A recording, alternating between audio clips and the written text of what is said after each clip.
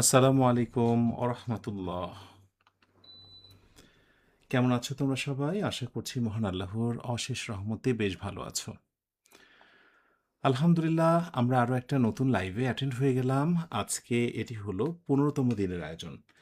আচ্ছা, আজকে তোমাদের যে এক্সামটা হয়েছিল, ফার্স্টে জানতে চাই এক্সামটা তোমরা কেমন দিয়েছো। ঝটপট করে জানাও, কার কত পজিশন, কত মার্কস পেয়েছো, দ্রুত জানাও। আমরা এক মোহনীয় মায়াময় আয়োজনের প্রায় শেষের দিকে চলে এসেছি। আজকে 15তম দিন, আর 10টা ক্লাস চোখের নিমেষেই কেটে যাবে। মিস করো না, লেগে থাকো। আশা করি একটা সময় দারুণ অনুভব করবে কি আয়োজনে ছিলাম, কি মায়াময় এক আয়োজন এটি। মাশাআল্লাহ। ভালো ভালো বললে হবে না, কে কত পেয়েছো সেটা বলতে হবে। আমি কমেন্টে নজর রাখছি, তোমরা অনেকে আমাকে সালাম দিয়েছো। ওয়ালাইকুম আসসালাম রহমতুল্লাহ। অনেকে জিজ্ঞাসা, স্যার আপনি কেমন আছেন? আলহামদুলিল্লাহ, আমি বেশ ভালো আছি। ওকে, সো আমরা ক্লাসে প্রবেশ করব। 23 নম্বর সিরিয়াল, পজিশন 17। বাহ, খুব ভালো হচ্ছে তো। Very good. 35 র্যাঙ্ক, ইয়েস, খুব ভালো হচ্ছে। আহ, প্রশ্ন অনেক পেঁচানো ছিল। আচ্ছা, আস্তে আস্তে জটগুলো খুলে যাবে। সাকিব হাসান, ঠিক আছে, মন খারাপ করা যাবে না। এনিওয়ে, তোমরা কমেন্টে আশা করি অনেক কমন মিস্টেক হয়েছে। আচ্ছা, সোহাগ রাজ বলছো আলহামদুলিল্লাহ পজিশন 2, ভেরি গুড, খুব ভালো। এনিওয়ে, আর আমরা টাইম ওয়েস্ট করতে চাই না। আমরা এখন সরাসরি ক্লাসে প্রবেশ করব। ক্লাসে 100% মনোযোগ দাও। আর প্রথমে নিয়ত করে ফেলো, ক্লাসটি যত লম্বাই হোক, যেমনই হোক, শুরু থেকে শেষ পর্যন্ত ইনশাআল্লাহ লেগে থাকবো। যারা মনে মনে এই নিয়ত পোষণ করছো, ঝটপট করে কমেন্টে একটু ইয়েস লিখে দাও, দ্রুত একটু ইয়েস লিখে দাও। আর আমরা এটাই আল্লাহর কাছে প্রত্যাশা করছি, দোয়া করছি, আল্লাহ আজকের আয়োজনে যারা শুরুতে যুক্ত হলাম শেষ পর্যন্ত যেন থাকতে পারি এবং সব শেষে লিখতে পারি M15 ইজ ইকাল টু ডান। তো আমরা ক্লাসে প্রবেশ করছি। ক্লাসের বাইরে আর কোনো কথা বলা যাবে না। So let's get started. 29-এর শুরুতেই আমি ছোট্ট একটা টেস্ট দিয়ে আজকের আলোচনাটি শুরু করতে চাই। তোমরা প্রত্যেকে লক্ষ্য করেছো যে আমার প্রতিটা ক্লাসে আমি পর্যাপ্ত MCQ টাইপের টেস্ট নিই। আসলে টেস্টের মাধ্যমেই কিন্তু তোমার জানা ব্যাপারটা তুমি আবারও রিভিউ করতে পারো এবং তোমার ভুলের জায়গাটা আমি ধরতে পারি এবং সেই অনুযায়ী কিন্তু আমরা আলোচনাটাকে কন্টিনিউ করতে পারি।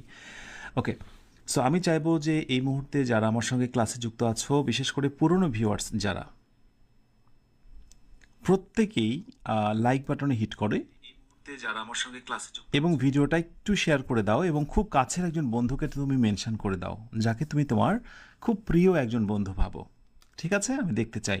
আর শেয়ার হয়ে গেলে একটু ডান লিখে দাও। ঠিক আছে,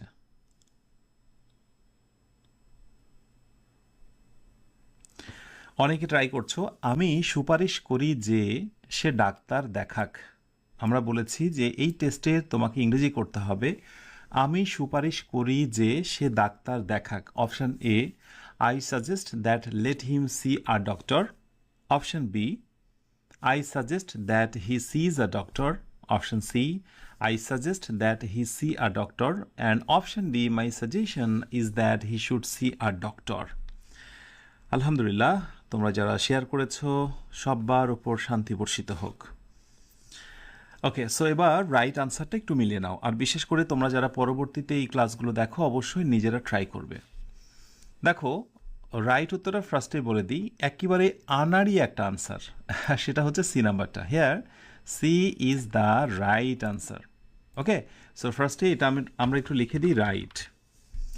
এখন স্বাভাবিকভাবেই এটা যে সঠিক সেটা দেখলেই খুবই অবাক লাগে। যেমন হি থার্ড পারসন, ভার্বের সঙ্গে এস বা ইয়েস হওয়ার কথা ছিল, তা হয়নি। সুতরাং এটার দিকে অনেকেই নজর দেবে না। আজকে আমরা এরকমই একটা অদ্ভুত বিষয় নিয়ে আলোচনা করব, যেটা সাধারণ নিয়ম থেকে একেবারে সম্পূর্ণ ব্যতিক্রমধর্মী একটা নিয়ম। যে নিয়মটা বা যেটার আবির্ভাব ঘটেছে ইংরেজিতে মূলত একটি বাক্যের অর্থকে বোঝানোর জন্য। বাক্যের অর্থটা কি রিয়েল নাকি আনরিয়েল, বাক্যের অর্থটা কেমন হবে টু দ্য সেন্স হওয়ার জন্যই মূলত ইংরেজি গ্রামারে নতুন একটা জিনিসের অবতারণা হয়েছে, সেটি হচ্ছে সাবজাংটিভ। সাবজাংটিভ। ওকে, আজকে আমরা সাবজাংটিভ মুড নিয়ে কথা বলবো বা সাবজাংটিভ নিয়ে কথা বলবো। আমি এটা শিরোনাম হিসেবে একটু দিয়ে রাখি অ্যান্ড দেন আমি আলোচনা করছি। ওকে, একটু মনোযোগী হও। যারা পেরেছো তোমাদের সবাইকে অভিনন্দন। ওকে, এখন একটা বিষয় দেখো, I suggest that let him see a doctor.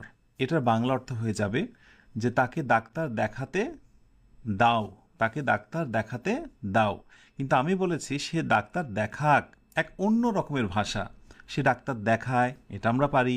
তাকে ডাক্তার দেখাতে দাও, late him see a doctor, এটা আমরা পারি। কিন্তু মানে সে ডাক্তার দেখাক, সে কথা বলুক, সে বইটি নিক, এই ধরনের যখন আমরা কোনো কিছু পরামর্শের কথা বলি, গুরুত্ব আরোপ করি, নেসেসিটি, ইম্পর্টেন্স, আর্জেন্সি প্রকাশ করি, তখনই কিন্তু মূলত সাবজাংটিভ মোডের আবিষ্কার হয়।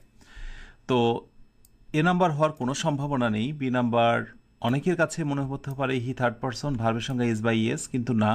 সাবজাংটিভ মোডের ক্ষেত্রে এটি হচ্ছে একটা নিয়ম, ভালো করে মনে রেখো, যে no V two form, no V two form. এরপরে নেক্সট 2 নাম্বার কয়েকটা কথা বলে দিই, যে কখনোই তুমি ভার্বের 2 নম্বর ফর্ম ইউজ করতে পারবে না। ওকে, এরপরে হচ্ছে নো নো মডাল ভার্ব। তুমি কখনো আজকের এই নিয়মে মডাল ভার্ব ব্যবহার করতে পারবে না। এরপরে তুমি হচ্ছে no auxiliary verb plus not, অর্থাৎ অক্সিলারি ভার্বের পরে তুমি কখনো নট ইউজ করতে পারবে না। তোমাকে ডিরেক্টলি যেটা করতে হবে সেটি হচ্ছে নো। মডাল ভার্বের পরিবর্তে ভার্বের বেস ফর্ম, আর ভি2 এর পরিবর্তে ভার্বের বেস ফর্ম। অর্থাৎ সাবজেক্ট যেমনই হোক না কেন, থার্ড পারসন হোক, যেটাই হোক না কেন, ভার্বের সঙ্গে তুমি এস বাই এস দিতে পারবে না, অলওয়েজ ভি1। বাক্যটা তুমি যদি নেগেটিভ করতে চাইতে তাহলে বলতে হতো he not see are doctor, directly তোমাকে নট দিতে হতো। He not see are doctor, he does not, he will not, বা মডাল ভার্বও ব্যবহার করা যাবে না। সো এই 3টি কথা তোমরা মনে রেখো, যেটা সাধারণ নিয়মের ক্ষেত্রে প্রযোজ্য। আমরা এই ব্যতিক্রম নিয়মগুলো দেখব। ওকে, সো এখন আমরা সাবজাংটিভ এর একটু গভীরে প্রবেশ করার চেষ্টা করি। তাহলে সাবজাংটিভের ক্ষেত্রে কোনো মডাল ভার্ব ব্যবহার হয় না, এবং সেই কারণেই কিন্তু আমরা মডাল ভার্ব নিতে পারিনি। ক্লিয়ার? এই 3টি কনসেপশন একটু ভালো করে মাথায় রেখো। ওকে, সো আমরা আর একটা টেস্টে যাই। একটু একটু খেয়াল করে দেখি সবাই। টেস্টটা হচ্ছে যে ইট ইজ ইম্পর্টেন্ট দ্যাট, একটু মনোযোগী হও, ইট ইজ ইম্পর্টেন্ট দ্যাট, যে he is on time. Okay, আরেকটি বাক্যতে বলা হলো it is important that he be on time. Okay, এখন কোন বাক্যটা সঠিক এটি বোঝার জন্য তোমাকে আমি যে জায়গাটায় নিয়ে যাব, যে এই সাবজাংটিভ মোড চেনার জন্য বিশেষ কিছু নাউন শব্দ জানা খুব জরুরি। এরপর বিশেষ কিছু ভার্ব, এর সঙ্গে রয়েছে বিশেষ কিছু অ্যাডজেক্টিভ। এই 3 ক্যাটাগরি শব্দ তোমাকে মুখস্থ করতে হবে। যদি এই শব্দগুলো থাকে প্লাস ডট ডট ডট, এরপর যদি দ্যাট ক্লজ থাকে, অর্থাৎ দ্যাট যুক্ত যদি কোনো বাক্য থাকে, ভালো করে মনে রেখো, নির্দিষ্ট কিছু শব্দ যেটা আমি একটু পরে তোমাকে দেখাবো, সেই শব্দগুলোর সাথে যদি তুমি কখনো দ্যাট ক্লজ পাও, নির্দিষ্ট শব্দ যেটার একটা আমি দিয়েছি, এটার বিস্তারিতগুলো আমি দেখাচ্ছি, এর সঙ্গে থাকবে that clause. Okay, that clause যদি কখনো থাকে তাহলে তার নাম হবে সাবজাংটিভ মোড, এবং সে এই 3টা নিয়মের মধ্যে থাকবে। তাহলে দেখো তো, ইট is important that he is on time কখনো কি ইজ হতে পারে না। এম ইজ আর ওয়াজ আর জন্ম হয়েছে কোথায় থেকে এটা তোমাকে জানতে হবে। এটার মূলটা কি? এটা মূল হচ্ছে বি ভার্ব মানেই কিন্তু এম ইজ আর, তার মানে এম হবে না, ইজ হবে না, আর হবে না, ওয়াজ হবে না, ওয়ার হবে না, সেখানে হবে একেবারে ডিরেক্ট বি। হ্যাঁ, কেমন একটা বেমানান না? খুবই বেমানান, এবং এটি হচ্ছে রাইট আনসার। তাহলে এটা বাংলাটাকে একটু ফিল করো। ইট is important that he be on time. এটি গুরুত্বপূর্ণ যে যে সময় মতো থাকুক, সময় মতো আসুক, থাকুক আসুক, এমন অর্থেই মূলত সাবজাংটিভের আবির্ভাব। এখন আমি তোমাদের যেটি করব, যে সাবজেক্ট, নাউন, ভার্ব এবং অ্যাডজেক্টিভ জাস্ট তোমাদের মুখস্থ করতে বলবো। এই শীটটা তোমরা যারা পেইড ব্যাচে যুক্ত আছো, আমি সেখানে ক্লাসটি শেষ হলেই আমি তোমাদের সাথে সেটা শেয়ার করব। তোমাদের কাজ হচ্ছে এখানে যে শব্দগুলো রয়েছে নাউন, এগুলো মুখস্থ করে নাও। অ্যাডভাইস, ডিমান্ড, ডিজায়ার, ইম্পর্টেন্স, ইনসিস্টেন্স, এখানে যে শব্দগুলো রয়েছে নাউন। এরপর ভার্ব, এটা মুখস্থ রাখতে হবে। অ্যাডভাইস, অর্থাৎ অ্যাডভাইস কখনো কখনো নাউনও হতে পারে, ভার্বও হতে পারে। আস্ক, কমান্ড, ডিমান্ড, এই শব্দগুলো মুখস্থ রেখে দিতে হবে। এরপরে হচ্ছে কিছু অ্যাডজেক্টিভ, ক্রুশিয়াল, এসেনশিয়াল, ইম্পর্টেন্ট, ইত্যাদি ইত্যাদি। তার মানে এই 3 ক্যাটাগরির শব্দ যদি তুমি কোথাও দেখতে পাও, ওকে, এই 3 ক্যাটাগরির শব্দ, নাউন, এই ভার্ব, এই অ্যাডজেক্টিভ, এবং তারপরে যদি দ্যাট ক্লজ দেখতে পাও, কি ক্লজ? দ্যাট ক্লজ বা দ্যাট যুক্ত বাক্য দেখতে পাও, ইজ ইকুয়াল টু, ধরে নিতে হবে এটা সাবজাংটিভ নিয়মের মধ্যে পড়ে গেছে। তখন আমরা ওই 3টা রুল এখানে প্রযোজ্য করব। অর্থাৎ সর্বদাই বেস ফর্ম, কখনো মডাল ভার্ব ইউজ হবে না, এবং নেগেটিভ করতে চাইলে সরাসরি নট দেবো আমরা। Do not, does not, shall not, will not, এগুলো করতে পারবো না। আপাতত প্রাথমিকভাবে তোমাদের হয়তোবা একটু বিরক্ত মনে হতে পারে, রুলসগুলো খুবই অদ্ভুত, বাট এটাই সত্য। সো দেখো, মাই রিকমেন্ডেশন, এই শব্দগুলোর মধ্যে এই যে রিকমেন্ডেশন শব্দটি আমি নিয়েছি, okay. So my recommendation is that, that clause বাধ্যতামূলক। আমার সুপারিশ হলো যে আমার সুপারিশ হলো যে তাকে পদোন্নতি দেওয়া হোক। খুবই চমৎকার, এই যে হোক, রাইট। আই অ্যাডভাইস দ্যাট, আমি পরামর্শ দিই যে শি স্টে হোম, আমি পরামর্শ দিই যে সে বাড়িতে থাকুক। দেখেছো, থাকুক। এরপর ইট is urgent that she receive the message, এটি জরুরি যে সে বার্তাটি গ্রহণ করুক। থাকুক, করুক, নিক, দিক, হ্যাঁ, এই টাইপের অর্থের ক্ষেত্রেই বেসিকলি সাবজাংটিভের আবির্ভাব। আর হিয়ের পরে দেখো ইজ হয়নি, সরাসরি B.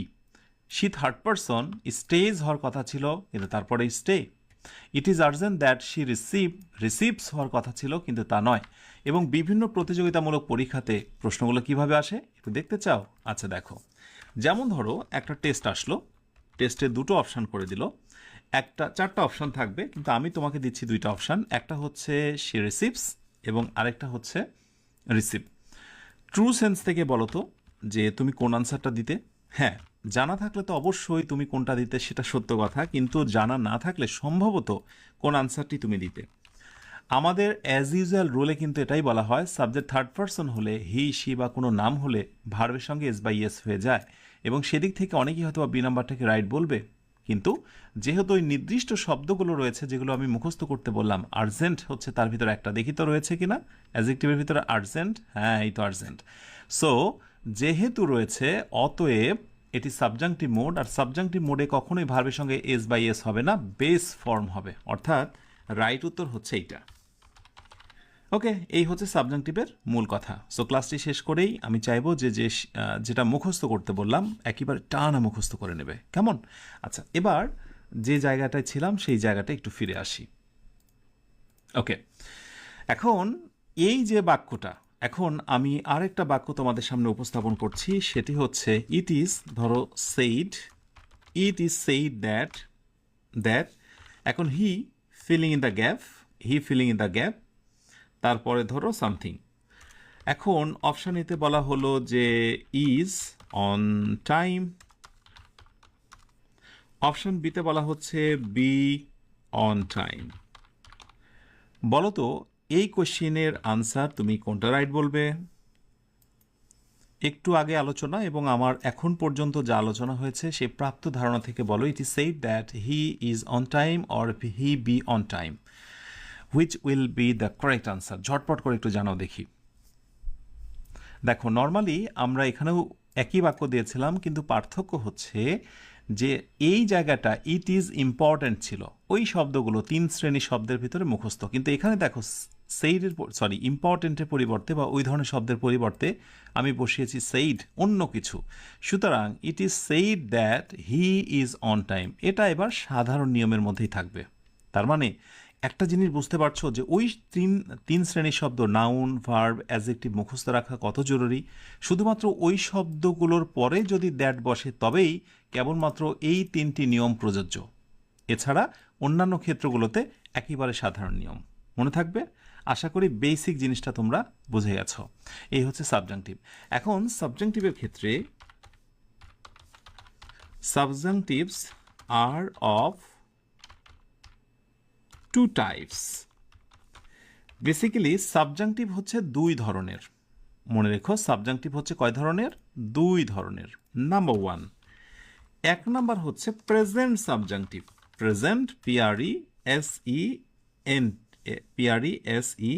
Present subjunctive, sub JUNCTIV, subjunctive. আর নাম্বার টু হলো পাস্ট সাবজাংটিভ, অর্থাৎ সারা জীবনই সবসময় প্রেজেন্ট হবে এরকম না, পাস্টও হতে পারে ভার্বের, সেটা আমি দেখাবো তোমাদের। Past subjunctive. So present subjunctive হচ্ছে ওই সকল শব্দগুলো যেগুলোর কথা আমি বললাম, নাউন, এরপরে হচ্ছে ভার্ব, এরপরে অ্যাডজেক্টিভ, ডট ডট ডট, এবং এর সঙ্গে যখন তোমার দ্যাট ক্লজটা যুক্ত হয়েছে, দ্যাট যুক্ত ক্লজটা যুক্ত হয়েছে, ওই ক্ষেত্রে আমরা যে ভার্বটা নিয়েছিলাম, this is called present subjunctive, যে রুলটা আমরা এখন পর্যন্ত আলোচনা করলাম অলরেডি। হ্যাঁ, অর্থাৎ এই যে এই রুলগুলো, এটা হচ্ছে প্রেজেন্ট সাবজাংটিভ, অর্থাৎ ভার্বে কি হয়, একবারে প্রেজেন্ট ফর্ম হয়। হ্যাঁ, এই রুলটা। বাট পাস্ট সাবজাংটিভ জিনিসটা কি? পাস্ট সাবজাংটিভ জিনিসটা হচ্ছে এরকম যে, ধরো আমি বললাম যে if I were you, if I were you, আমি যদি তুমি হতাম, ওকে, তাহলে আই উড কি বলবো, অ্যাপোলোজাইজ, তাহলে আমি ক্ষমা চেতাম। ধরো বললাম অ্যাপোলোজাইজ, জাইজ না, GIJD, হ্যাঁ ঠিক আছে, জেডি। এইবার বাক্যটা একটু তোমরা দেখো, সেটা হলো যে ইপের পরে কিন্তু দেখো আমি সাবজেক্টের পরে অয়ার নিয়েছি।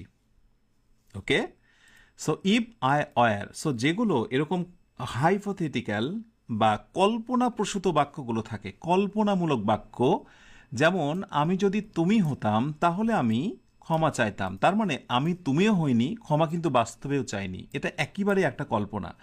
এইরকম কল্পনামূলক বাক্যগুলোতে সাবজেক্টের পর আমরা কিন্তু বি ভার্ব নিই এবং সেটা কিন্তু পাস্ট টেন্সেই থাকে, এটা কিন্তু কি থাকে, পাস্ট টেন্সেই থাকে।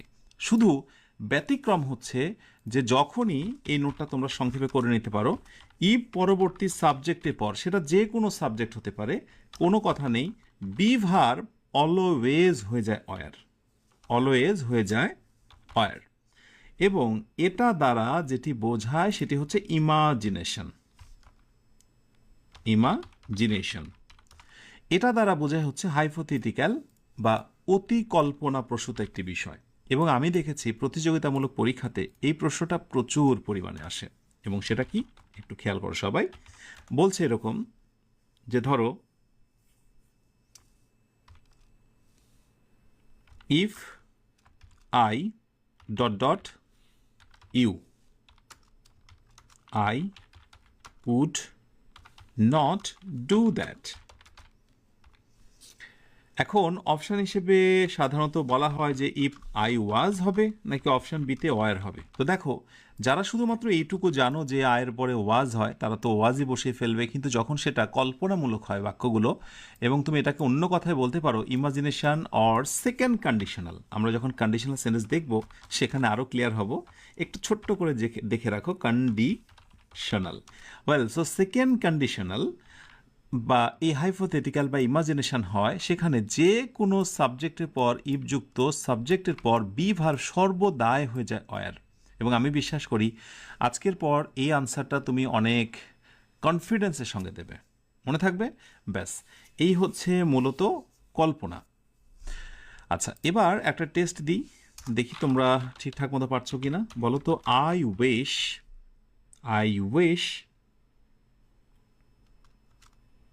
he dot dot a rich man। Option A, এই ফিল ইন দ্য গ্যাপে কি আমি ওয়াজ নেব নাকি অপশন বিতে আমি অয়ার নেব? ঝটপট করে একটু আমাকে জানাও। এবং এখন আমরা এই মুহূর্তে যে রুলটা কাভার করছি, যে এটি নিয়ে কথা বলছি, সেটি হচ্ছে পাস্ট সাবজাংটিভ, অর্থাৎ এখন শুধু পাস্ট টেন্স হয়ে যায়। Thank you so much. এখন দেখো, নর্মালি তোমরা হিয়ের পরে ওয়াজ জানো, কিন্তু আসলে কি ওয়াজ হবে না। বেসিকলি কি হবে, হিয়ের পরে এখানে ওয়ার হবে, কারণ এটা একটা হাইপোথেটিক্যাল, অতিমাত্রায় কল্পনাপ্রবণ একটি বিষয়, বা একেবারেই বলবো যে অবাস্তব। কারণ আমার চাওয়া, এইখানে উইশের বাংলা অর্থটা ইচ্ছা নয়, বাংলা অর্থটা হবে চাওয়া, যেটা ওয়ান্টের সমর্থক হিসেবে, যে আই উইশ, আমার চাওয়া, he were a rich man, সে যদি ধনী হতো। তার মানে আমার চাওয়া সেটা এখনো পূরণ হয়নি, সেটা শুধুই একটা কল্পনা। ওকে, সো এরকম কল্পনামূলক বাক্যতে বি ভার পরবর্তী কি হবে? ওয়ার হবে, যেটাকে আমরা বলতে পারি imaginative fact or Unreal fact or hypothetical matter. মনে থাকবে, এই তিনভাবে আমরা মূল্যায়ন করতে পারি। এখন শর্টকাটে যদি বলি যে পাস্ট সাবজাংটিভ, দ্যাট মিনস এর স্ট্রাকচার হচ্ছে ইভ যুক্ত এবং আই উইশ যুক্ত, এই দুইটা, ইভ যুক্ত এবং আই উইশ যুক্ত। সো আমি আরেকটা নোট করে দেবো তোমাদের, এই নোটটা তোমরা একটু করে নিতে পারো, এবং সেটি হচ্ছে ইভ যুক্ত এবং হচ্ছে I wish is equal two, এটাকে বলবো আমি পাস্ট সাবজাংটিভ, মানে এক্ষেত্রে পাস্ট হতে পারে কিন্তু ভার্বের সর্বদাই হচ্ছে ওয়ার বসবে, কখনো ওয়াজ বসবে না। ব্যাস, এটা মনে রেখো। এর সঙ্গে সাবজাংটিভের সঙ্গে আরও কিছু গুরুত্বপূর্ণ বিষয় রয়েছে, যেগুলো আমি একটু তোমাদের ডিসক্রাইব করছি, একটু ভালো করে দেখো। যেমন আমি যদি এই দুইটা বাক্য দিয়ে বলি, এখন পর্যন্ত যে আলোচনা হয়েছে যে it is recommended, it is recommend, C O double M হবে, হ্যাঁ, it is recommended that he fill in the gap attend. Okay, so এখন অপশনে আমি বললাম যে হিয়ের পরে আমরা কি ফিল ইন দ্য গ্যাপ, আমরা কি হিয়ের পরে অ্যাটেন্ড নেব? অপশন বিতে আমি শুড অ্যাটেন্ড নেব, SHOULD, শুড ATT অ্যাটেন্ড নেব। একটা মজার জিনিস তোমরা জেনে রাখো, এক্ষুনি আমি তোমাদের যে রুলসটা করিয়েছি, ইট ইজ রিকমেন্ডেড দ্যাট, এই শব্দগুলো এবং তারপরে দ্যাট ক্লজ, তো স্বাভাবিকভাবেই তোমরা কিন্তু জেনেই গেছো যে সাবজেক্টের পর ভার্বের বেস ফর্ম হবে, যেটাকে বলা হচ্ছে প্রেজেন্ট সাবজাংটিভ। ইটস ওকে, এবং সে অনুযায়ী হয়তো বা তোমরা অ্যাটেন্ডটাকে রাইট উত্তর নেবে। কিন্তু তোমরা মনে রেখো, খুব ভালো করে কথাটা শুনে রাখো, যে যদি তোমরা কখনো উচিত অর্থে, উচিত, শুড মানে কি উচিত না, উচিত অর্থে তোমরা যদি সাবজাংটিভের ওই শব্দগুলো দেখতে পাও, তাহলে দুইটা আনসারই রাইট হবে। তোমরা যদি অ্যাটেন্ড আনসারটা করো, ভালো করে দেখো, তাহলে এই রুলসটাকে বলা হবে আমেরিকানস, দ্যাট মিনস আমি শর্টকাটে এ দিলাম। আর যদি উচিতের ক্ষেত্রে শুধু উচিত, অন্য কোনো ভার্ব নয়, অন্য কোনো মডেল ভার্ব নয়, শুড অ্যাটেন্ড যদি ইউজ করো, তাহলে সেটি হয়ে যাবে ব্রিটিশ কনসেপ্ট। ওকে, ইংরেজির ক্ষেত্রে দুটি ব্যবহার তো প্রচলিত, একটা হচ্ছে ব্রিটিশ এবং আরেকটি আমেরিকান। তো দুইটা সেন্স থেকে কিন্তু রাইট উত্তর। আমরা যদি নর্মালি আমেরিকান ফরম্যাটেই সাবজাংটিভ বেশি ব্যবহার হয়, সে অনুযায়ী হচ্ছে অ্যাটেন্ড, কিন্তু তুমি যদি ব্রিটিশ ফরম্যাটে শুডের ইউজটা করতে চাও, তুমি করতে পারবে। So both are correct. এটা কিন্তু সাবজাংটিভের সাধারণ নিয়ম থেকে একেবারে ব্যতিক্রম। তাহলে এটি সুপারিশপ্রাপ্ত যে সে অ্যাটেন্ড হোক, বা তার অ্যাটেন্ড হওয়া উচিত। ওকে, সো দুই রকমের অর্থ। আমি প্রথমেই বলে শুরু করেছিলাম যে অর্থের ব্যাপারটাকে যদি তুমি প্রাধান্য না দাও বা অর্থ যদি না বোঝো, তাহলে তোমার কাছে বারে বারে ক্ষণে ক্ষণে মনে হবে সাবজাংটিভের কী বা দরকার ছিল আগমনের। সাবজাংটিভের এই স্ট্রাকচারের সাথে বাংলা অর্থের একটা চমৎকার সম্পর্ক রয়েছে। Okay, thank you so much. অনেকেই বলছো A and B, A for American, B for British. Clear? আচ্ছা, এরপরে আমি আরেকটি টেস্ট দিই তোমাদেরকে, যেটি জানাশোনা বিষয়। ধরো একটি বাক্য দিলাম যে হি ওর, মানে পাস্ট টেন্স, পরেছিল আ আ রেইনকোট, সে একটি রেইনকোট পরেছিল, lest, okay, fill in the gap, wait. আমরা সাবজাংটিভের একটু বাইরে এসে কথা বলছি, he wore a raincoat lest wait. এখন অপশানে আমি কি নেব? অপশান এ এটা কি আমি গেট নেব, option B lest, sorry he দিতে হবে, সাবজেক্টই নাই। এরপরে বি দেব, ধরো আমি should get, A B C, সিতে নেব আমি গেটস। সে একটি রেইনকোট পরেছিল বৃষ্টিতে যাতে ভিজে না যায়। এটা তো তোমরা অবশ্যই জানো যে লেস্টের পরে অর্থটা অটোমেটিক নেগেটিভ হয়ে যায় এবং সেখানে কোনো নট বসে না। সে রেইনকোট পরেছিল যাতে ভিজে না যায়। এই না যায়ের অর্থটা কিন্তু লেস্টের মধ্যেই রয়ে গেছে। Here lest is a conjunction, এটা মাঝখানে রয়েছে, লেস্ট ইজ আ কনজাংশন। এটা অনেকে ভুল করে ফেলে। আর লিটিল লেস লেস্ট একটা আছে, LEST, লেস্ট। ওকে, লিটিল মানে সবচেয়ে কম, এটা হচ্ছে superlative degree, superlative degree. Just দেখে রাখো, কোনো না কোনো এক সময় এই দুইটা নিয়ে কনফিউজড হতে পারো, দ্যাটস ওয়াই আমি একটু দিয়ে রাখলাম। ঠিক আছে, okay. So what will be the right answer?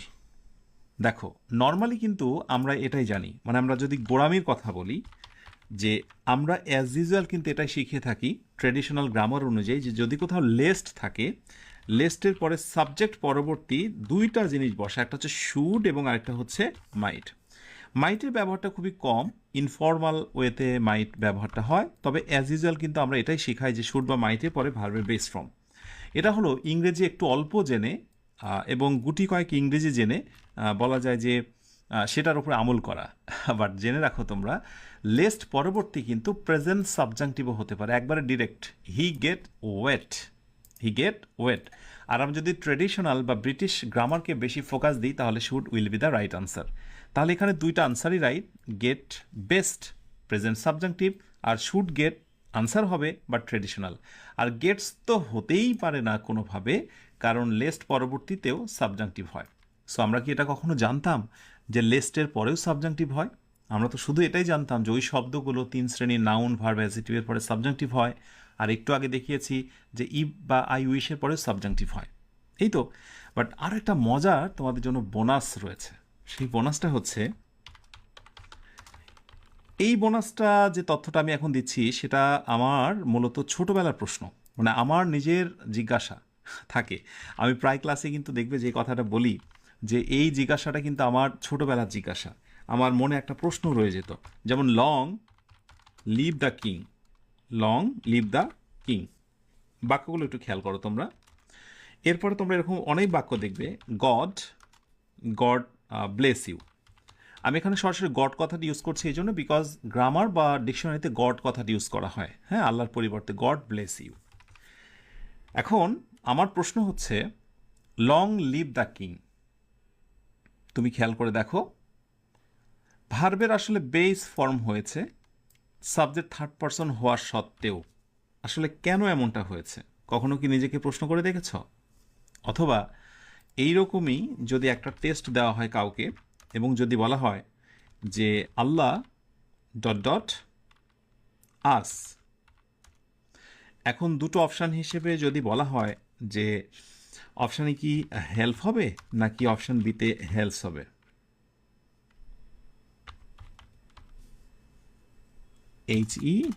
HELPS, helps হবে, তাহলে স্বাভাবিকভাবে মোস্ট অফ দি স্টুডেন্ট এটা ধরে নেবে আল্লাহ নাম অলমাইটি আল্লাহ, অতএব আমরা বেসিকলি কি দেব, হেল্পস করব। আমি রাইট? কিন্তু না, তোমরা মনে রেখো যে সাবজাংটিভের ক্ষেত্রে কিছু ফিক্সড এক্সপ্রেশন আছে, ফিক্সড কিছু এক্সপ্রেশন, ফিক্সড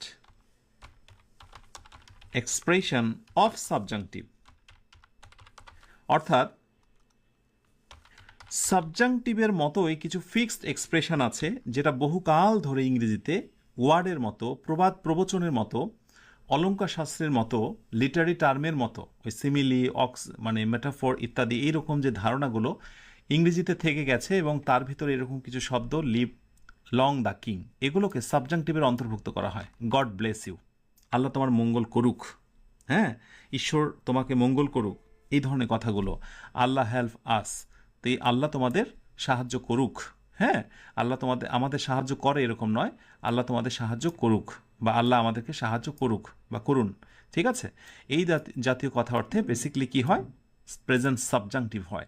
থার্ড পারসন নাম হওয়ার সত্ত্বেও আমরা ভার্বের সঙ্গে এস বাই এস দিতে পারি না। এবং ইংরেজিতে যে অনেকগুলো এরকম শব্দ তোমরা তা দেখো তা নয়, ওই ঘুরে ফিরে কয়েকটাই, আমি যে কয়টা অলরেডি দেখো 3-4টা ইউজ করে ফেললাম, এগুলোই। সো এটা হচ্ছে ছোটোবেলায় আমার অনেক জিজ্ঞাসা ছিল এই বিষয়টা নিয়ে, মাঝে মাঝে মনে হতো যে আসলে কোথা থেকে এই ঘটনা ঘটে। It's all about subjunctive. এটা কিন্তু সাবজাংটিভেরই একটি পার্ট। ওয়েল, এবার একটা মজার কথা হচ্ছে আমরা পার্টস অফ স্পিচ শিখছি। আমরা নাউন নিয়ে কথা বলেছি, আমরা প্রোনাউন নিয়ে কথা বলেছি, আমরা অ্যাডজেক্টিভ নিয়ে কথা বলেছি, এরপরে ভার্বের মধ্যে থাকতে থাকতে আমরা সাবজাংটিভ এবং অনেক টপিক নিয়ে আলোচনা করেছি। মজার কথা, ভার্বের সঙ্গে সম্পৃক্ত যত টপিক সবগুলোকে আমরা টেনে আনছি। তুমি কি জানো আগামী দিন কী নিয়ে আলোচনা হবে? ইয়াস, ভার্বের সঙ্গে সম্পৃক্ত বিষয়, এবং সেটি হচ্ছে টেন্স। আমি চাই প্রত্যেকেই টেন্সের এই এপিসোডের প্রতিটা ক্লাস তোমরা করবে। সো নেক্সট দিন গুরুত্বপূর্ণ একটা টপিক নিয়ে কথা থাকবে, সেটি হচ্ছে tense. So are you tensed?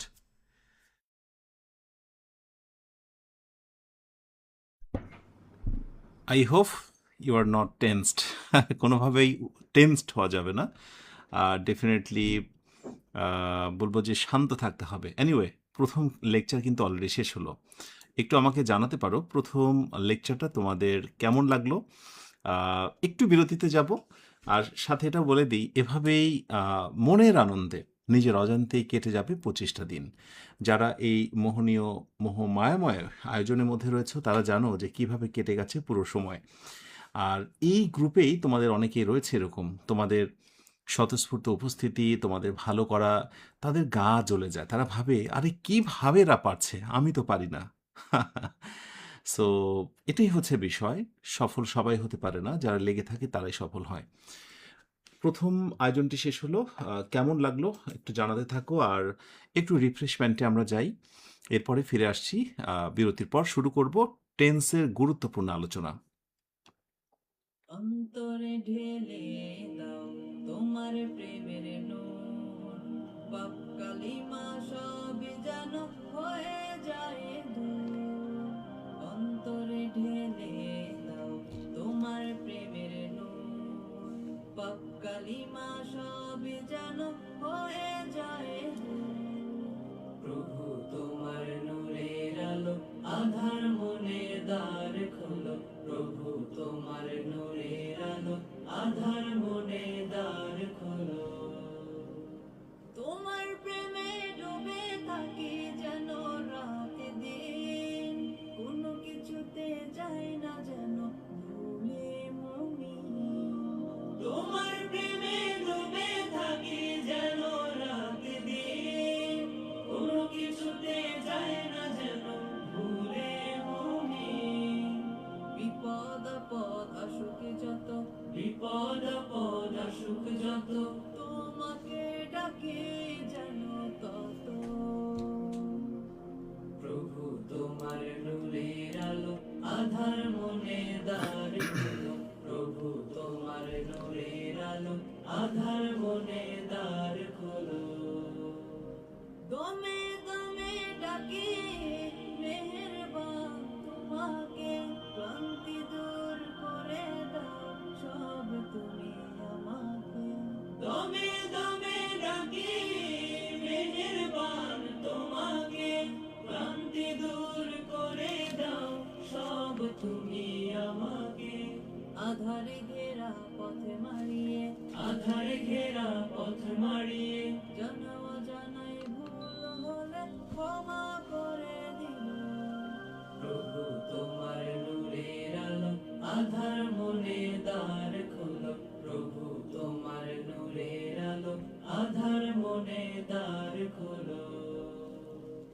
অন্তরে ঢেলে দাও তোমার প্রেমের নূর, পাপ কালিমা সব যেন হয়ে যায় দূর।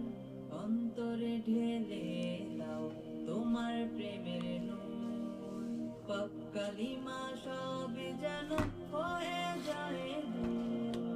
প্রভু তোমার নূরের আলো, আধার মনে দ্বার খোলো। প্রভু তোমার নূরের আলো, আধার মনে দ্বার খোলো। প্রভু তোমার নূরের আলো, আধার মনে দ্বার খোলো।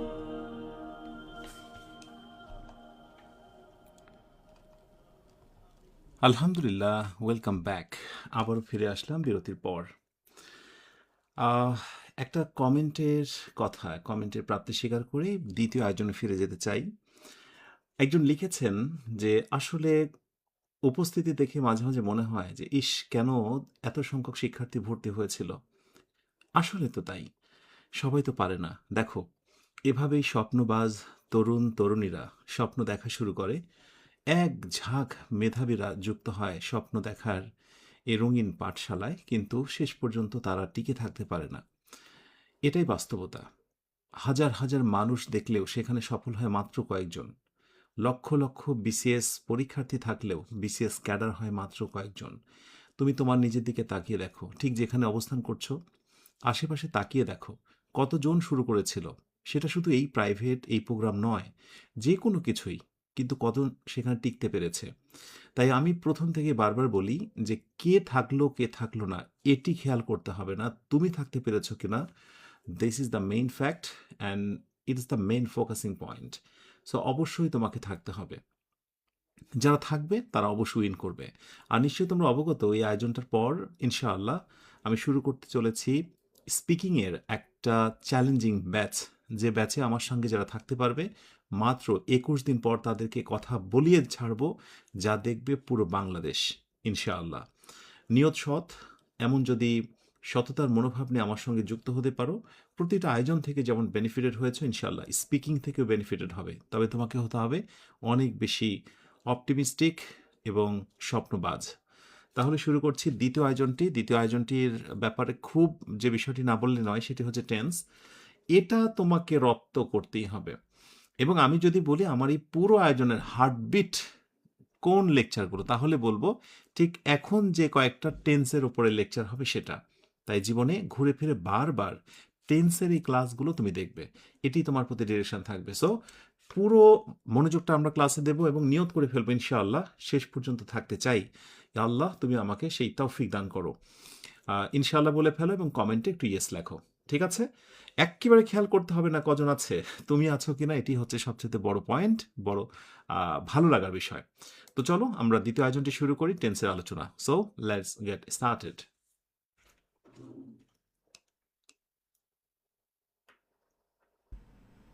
ওকে, শিরোনাম দেখে বুঝতেই পারছো আলোচনা করব টেন্স নিয়ে। শুধু শুধু অযৌক্তিক কোনো ক্লাস কমেন্ট করা যাবে না, যেগুলো শুধু যৌক্তিক সেগুলো নিয়েই কথা বলতে হবে। কেমন? টেন্স শব্দটা শুনেই অনেকের মনে মনে ভয় এসে যায়, কিন্তু আসলে টেন্স জিনিসটা কি? আমি যদি এইভাবে লিখি যে tense is related to dot dot filling in the gap. আমি ধরো একটা ফিলিং ইন দ্য গ্যাপ দিলাম যে tense is related to filling in the gap. এই ধরো আমার একটা ফার্স্ট কোয়েশ্চেন। এবং মজার কথা হলো যে এটা কিন্তু প্রতিযোগিতামূলক পরীক্ষাতে আসা প্রশ্ন। কেমন? সো এই প্রশ্নটা কিন্তু কোথাও না কোথায় এসেছে।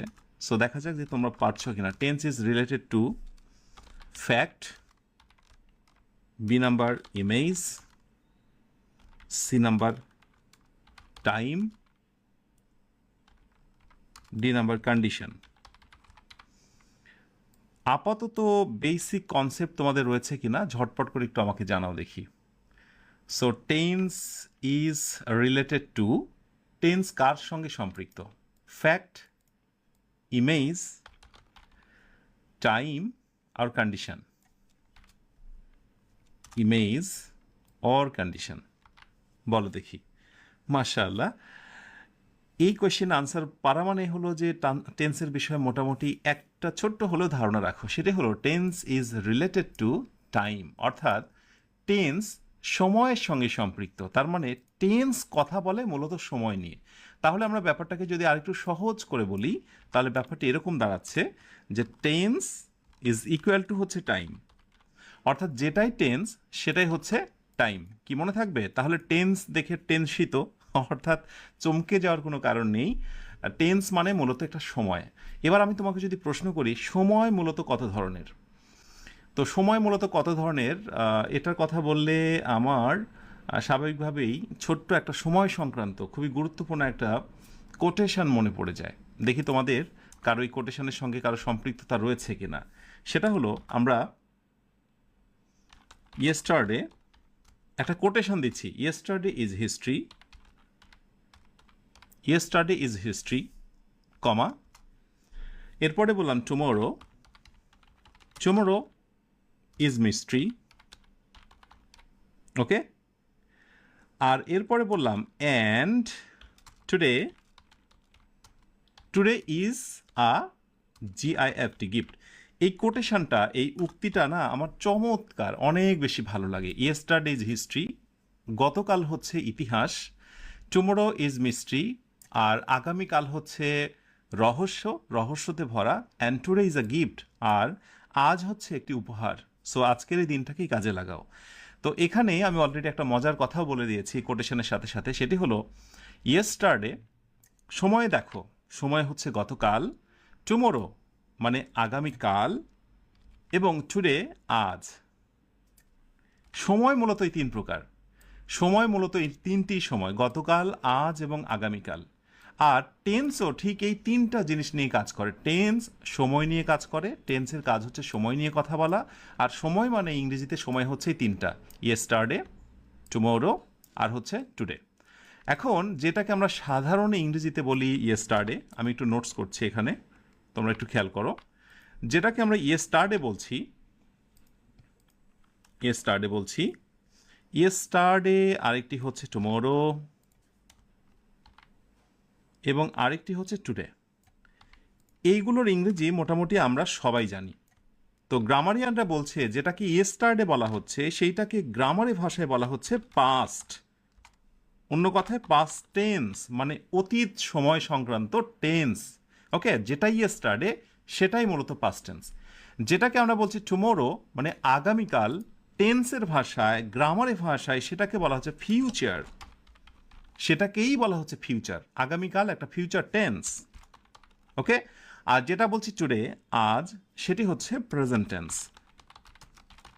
ওকে, তার মানে এখান থেকে মজার একটা জিনিস আমরা পেয়ে গেলাম, আমরা সাধারণ বাংলা অথবা ইংরেজিতে যে কথাগুলো বলি, গ্রামারে ভাষায় সেগুলো একটু ভিন্ন নাম রয়েছে। এগুলোই হচ্ছে মূলত টেন্সের প্রকার। তাহলে আমরা যদি এখন বলি tenses are of, tenses are of basically কত প্রকার বলো তো? Are of dot dot kinds. আমি যদি বলি tenses are of dot dot kinds, তাহলে আমি যদি অপশন হিসেবে বলি 1, অপশন বিতে 2, অপশন সিতে 3, এটসেট্রা, তাহলে বলো তো কয় প্রকার বলবে এখানে?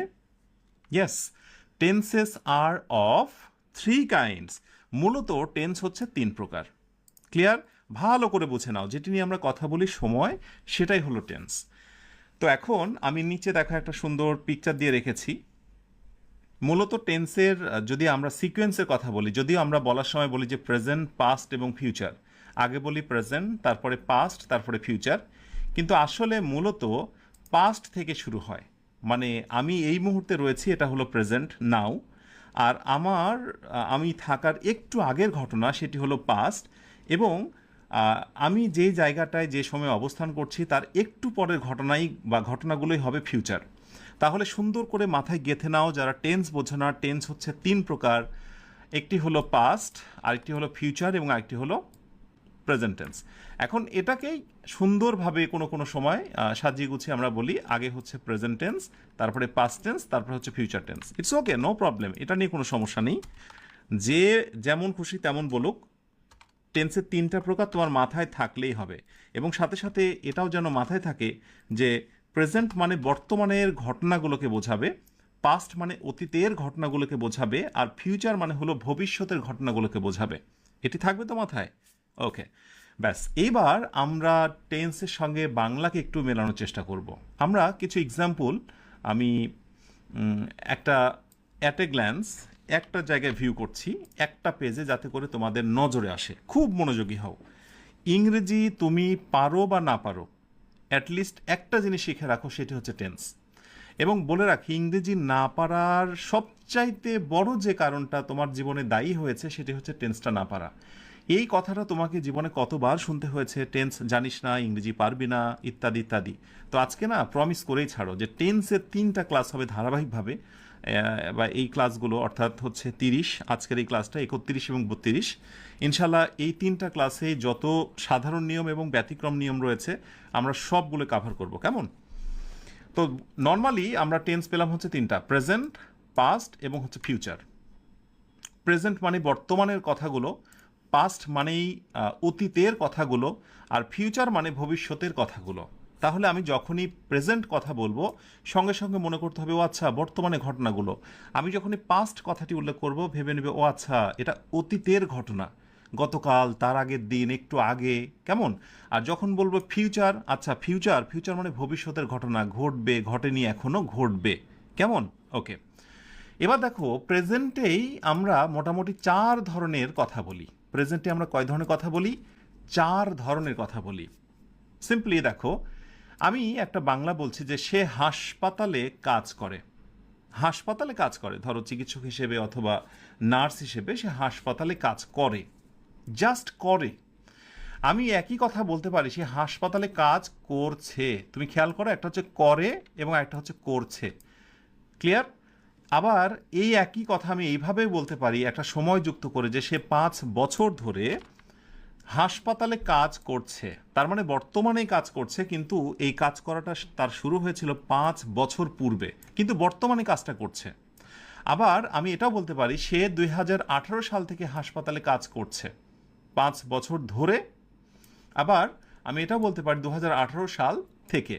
তো যখন এই কথাগুলো আমি বলছি তুমি খেয়াল করে দেখো, কাজ করে, কাজ করছে, 5 বছর ধরে বা 2018 সাল থেকে কাজ করছে। তার মানে সবগুলোই প্রেজেন্টের কথা, কিন্তু কথা বলার ধরনগুলো আলাদা। এবং মনে রেখো, আমরা যত ধরনের কথা বলি বাংলায়, বর্তমানের যত কথা সবগুলোই এই 4টা ক্যাটাগরিতে গ্রামারিয়ানরা আলাদা করেছে। কয়টা ক্যাটাগরিতে? 4টা ক্যাটাগরিতে। যেমন আমি যদি বলি ভাত খাই, এই ভাত খাইটাকে আমি 4 ভাবে বলতে পারবো। আমি ভাত খাই এই ধরনে, আমি ভাত খাচ্ছি এই ধরনে, আমি 2 ঘন্টা ধরে ভাত খাচ্ছি।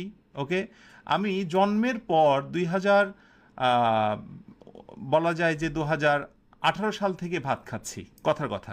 তার মানে যে কথায় বলো, আমি ফুটবল খেলি, আমি ফুটবল খেলছি, আমি 2 ঘন্টা ধরে ফুটবল খেলছি, অথবা সেই যে শুরু করেছিলাম 2019 সালে খেলতে, এখন পর্যন্ত আমি ফুটবল খেলছি, যে কথায় বলো না কেন সবগুলো কি তুমি 4টা ক্যাটাগরিতে ভাগ করতে পারবে। এভাবে প্রেজেন্টেরও তুমি সমস্ত কথাগুলোকে এই 4টা ক্যাটাগরিতে ভাগ করতে পারো। আবার একইভাবে পাস্টেরও, অতীতের সমস্ত কথাগুলোকে তুমি 4টা ভাগে ভাগ করতে পারো, এবং ফিউচারেরও যত কথা আছে তুমি সবগুলোকে 4টা ভাগে ভাগ করতে পারো। সো এখান থেকে একটা বিষয় মাথায় ঢুকিয়ে নাও, এই যে যেহেতু আমরা 4 ধরনের কথা বলি, এই জন্য টেন্স হচ্ছে মূলত প্রেজেন্ট টেন্স 4 প্রকার, পাস্ট টেন্স 4 প্রকার এবং ফিউচার টেন্স 4 প্রকার। তো আমরা আগে একটা কাজ করি, আমরা ট্রান্সলেশনটা করে নিই, কেমন। যেমন আমরা যদি বলি সে হাসপাতালে কাজ করে, তাহলে আমরা বলবো যে he work at the hospital. Okay, এখন আমি জানি যে তোমাদের এখানে একটা জিজ্ঞাসা থেকে যায় যে স্যার অ্যাট কেন বসলো, এই একটা প্রশ্ন। আবার একটা প্রশ্ন আসতে পারে যে হি এর পরে ওয়ার্ক হবে নাকি ওয়ার্কস হবে। আমি জানি এই প্রশ্নগুলো তোমাদের মনে উদয় হবে, একটু হাতে রেখে দাও, সমাধান আমি দেব। যে ওয়ার্ক না হয়ে কেন ওয়ার্কস হলো, এটি হচ্ছে বেসিক জিজ্ঞাসা তোমাদের। কোনো কোনো ক্ষেত্রে ওয়ার্ক হবে, আবার ওয়ার্কস হবে, কেন হবে সেগুলো নিয়ে আমি কথা বলবো। তাহলে সে হাসপাতালে কাজ করে, he works at the hospital. মনে রাখতে হবে কর্মক্ষেত্র বোঝানোর জন্য অ্যাট ব্যবহার করা হয়েছে, রাইট। কিন্তু আমি যদি বলি যে সে হাসপাতালে, রুগী হিসেবে হাসপাতালে, তাহলে he is in the hospital, he is in the hospital, কিন্তু হসপিটালে কাজ করে, so he works at the hospital. Well, so কর্মক্ষেত্র হিসেবে হলে অ্যাট হয়, আর যদি সেটা হাসপাতাল অর্থে হয়, রুগী রাখা দেখা, তাহলে ইন হয়। এগুলো নিয়ে বিস্তারিত অনেক কথা পরে বলা যাবে। ব্যাস, তাহলে he works at the hospital. একটা কাজ করি, এটাকে আমি একটু অন্য কালার দিই যাতে করে তোমাদের চোখে পড়ে, আর এসটাকে আমি একটু আলাদা করে দিই, বিশেষ একটা ঘটনা আছে তাই। এবার আসো, খুব মনোযোগ দিয়ে ক্লাসটা করো। সে হাসপাতালে কাজ করছে, দ্যাট মিন্স চলমান। মনে রেখো, এই 2 নম্বরে যে কথাটা বলছি এটি হচ্ছে চলমান। সে হাসপাতালে কাজ করছে, আমরা ইংরেজি করব। ইংরেজিটা কী হবে বলো তো? হি মানে সে। এখন তুমি এখানে হিও দিতে পারো, তুমি চাইলে শিও দিতে পারো, ঠিক আছে, হি বা শি কোনো সমস্যা নেই, মাস্কুলিন ফেমিনিন। আচ্ছা, হি আমি বলবো ইজ ওয়ার্ক, WRKING, ওয়ার্কিং। আমি জানি এখানেই তোমার দ্বন্দ্ব যে কেন আমি আইএনজি করলাম, এটাই তোমাকে আমি শেখাবো। ওয়েট করো, he is working at the hospital, he is working at the hospital, that means সে হাসপাতালে কাজ করছে, এটি চলমান, এখনো কাজ করছে। সে 5 বছর ধরে হাসপাতালে কাজ করছে। আচ্ছা, তাহলে কি হবে? আমি এখানে বলবো প্রথমত কাজ করছে, হি হ্যাজ কাজ করেছে, হ্যাঁ করছে বলছি আমি, করেছে, সে 5 বছর ধরে হাসপাতালে কাজ করেছে। সিম্পলি আমি এটা বলতে পারি সে হাসপাতালে কাজ করেছে। 5 বছরই আমাকে উল্লেখ করতে হবে এর কোনো মানে নেই, আমি চাইলে আমি 5 বছর কথাটা এখানে বাদ দেব, ঠিক আছে। সে হাসপাতালে কাজ করেছে এইটুকু দিই। হি হ্যাজ ওয়ার্কড, এটাই হচ্ছে রহস্য যে হ্যাজ আসার কারণে ইডি হয়েছে। রহস্যের জায়গা হচ্ছে তোমাদের এইগুলো, জানতে চাওয়ার জায়গা হচ্ছে তোমাদের এইগুলো। আমি শেখাবো, একটু ওয়েট করো। হি হ্যাজ ওয়ার্ক কোথায়? At the hospital. হসপিটাল, সে হাসপাতালে কাজ করেছে। ওকে, এবার আমি যখন বলবো যে 2018 সাল থেকে সে হাসপাতালে কাজ করছে চলমান, তখন আমি এখানে লাগাবো কি বলতো? আমি এখানে লাগাবো he has been.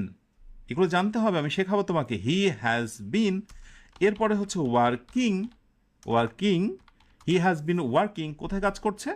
At the hospital, হাসপাতালে কাজ করছে। কত সাল থেকে? 2018 সাল থেকে। তো এখানে এই সিন্স এবং ফরের একটা ব্যবহার লক্ষণীয়, কোনো কোনো ক্ষেত্রে সিন্স বসে, কোনো কোনো ক্ষেত্রে ফর। কখন সিন্স কখন ফর সেটা আমি তোমাদের শেখাবো। তবে যখন আমরা নির্দিষ্ট কোনো সালের কথা বলি তখন সিন্স ইউজ করতে হয়, যেখানে আমরা থেকে অর্থ ইউজ করি, থেকে বা হতে। সো 2018 সাল থেকে, সো সিন্স 2018 সাল থেকে। আমি শুধু প্রেজেন্টের মধ্যে আছি, প্রেজেন্টের বিষয়টা একটু ক্লিয়ার করি তোমাদের। তাহলে আমরা প্রেজেন্টের এই কথাগুলোকে 4 ভাগে বিভক্ত করেছি। প্রেজেন্টের এই প্রকারও হচ্ছে 4 প্রকার। তো প্রথম প্রকারের নাম কি বলতো? ব্যাস, প্রথম প্রকারের নাম হচ্ছে প্রেজেন্ট ইনডিফিনিট। প্রথমটার নাম হচ্ছে প্রেজেন্ট ইনডিফিনিট, আমি ব্র্যাকেটে লিখে দিচ্ছি, ঠিক আছে? প্রেজেন্ট ইনডিফিনিট, ওকে। এরপর দ্বিতীয় প্রকারের নাম কি বলতো? যেহেতু চলমান, এটা হচ্ছে কন্টিনিউয়াস, ওকে। সো চলমান কাজগুলো হচ্ছে কন্টিনিউয়াস, আর সে কাজ করেছে মানে সে হাসপাতালে কাজ করেছে। আমি ধরে কথাটা বাদ দিই, সে হাসপাতালে কাজ করেছে। তাহলে কাজটা করার অনুভূতি তার ভিতরে রয়েছে, কাজটা করা শেষ, কিন্তু কাজটা সে যে করেছে সে অনুভূতি বিদ্যমান। তাহলে এই ধরনের ঘটনাগুলোকে বলা হয় পারফেক্ট। এটার নাম কি? এটার নাম হচ্ছে পারফেক্ট, এফইসিটি, ওকে। পারফেক্ট মানে সম্পাদিত, একবারে কমপ্লিটলি শেষ হওয়া। হ্যাঁ, নর্মালি যে পারফেক্ট মানে দক্ষ, সেই একই বানান, কিন্তু পারফেক্ট মানে হচ্ছে পুরা ঘটিত বা সম্পূর্ণরূপে শেষ হয়ে যাওয়া। 2018 সাল থেকে হাসপাতালে কাজ করছে, শুরু হয়েছে অনেক আগে, 2018 সাল অতীতে, আর এখনও চলছে। দ্যাট মিন্স এটা হলো পারফেক্ট কন্টিনিউয়াস, মানে এখানে দুইটা ঘটনা বিদ্যমান থাকবে, একটা চলমান আর একটা পুরা ঘটিত। পারফেক্ট কন্টিনিউয়াস, পারফেক্ট আবার কন্টিনিউয়াস। তাহলে এখানে একটা মজার জিনিস তোমরা শিখলে, সেটা কি জানো? একটু ফিল করো আগে।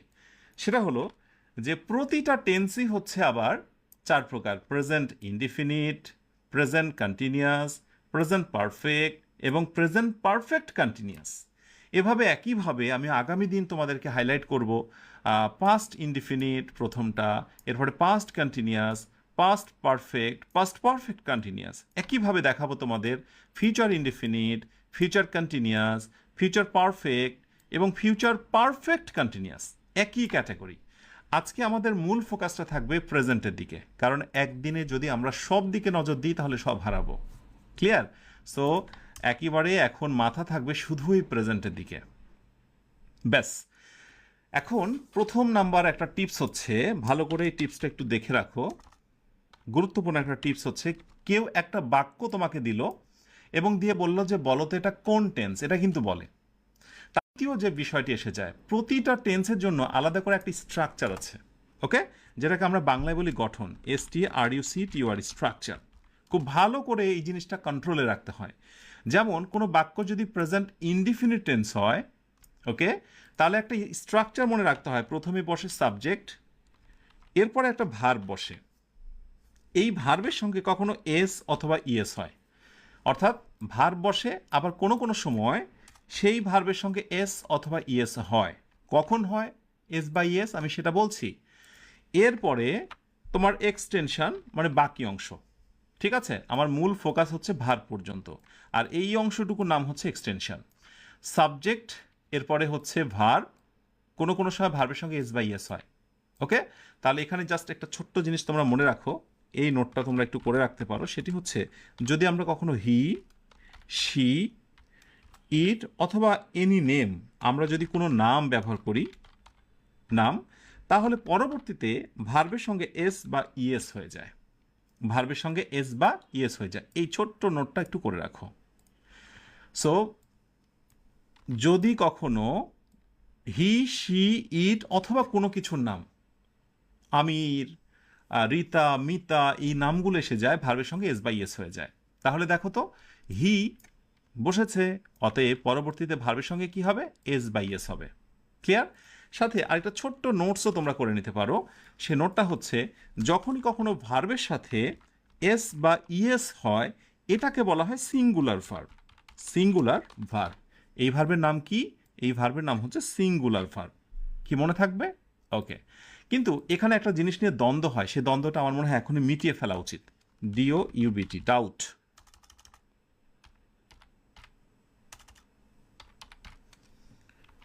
আমি শিরোনামটা দিলাম হচ্ছে ডাউট নামে। হ্যাঁ, ডাউট দিয়ে শিরোনামটা কি দেখো, শিরোনামটা হচ্ছে, একটু খেয়াল করো তোমরা, যদি আমরা কখনো নাউনের সাথে এস বা ইএস যুক্ত করি, তার নাম হচ্ছে প্লুরাল। এটা অনেকে গুলিয়ে ফেলে। যেহেতু বেসিক ক্লাস, আমাকে ছোট ছোট জিনিসগুলো দিতে হচ্ছে। নাউনের সঙ্গে এস বা ইএস থাকলে তাকে বলবো আমরা প্লুরাল। আমরা যদি একটু উদাহরণ দিই, তাহলে আমি যদি বলি হচ্ছে বুক মানে বই, একটা নাউন, এর সঙ্গে আমি যদি এস দিই বুকস, ওকে। এরপর ডগ মানে হচ্ছে কুকুর, এর সঙ্গে একটা এস দিলাম ডগস, ওকে। আমি বললাম পেন, পেনের সঙ্গে একটা এস দিলাম পেন্স। সো নাউনের সাথে যদি এস বা ইএস যুক্ত হয়, তাহলে সেটার নাম হয়ে যায় প্লুরাল। অথচ আমরা যদি ভিএস দিই, হ্যাঁ, মানে হচ্ছে যাতে করে তোমরা, ভিএস দ্যাট মিনস হচ্ছে কি বলে এটাকে, বনাম।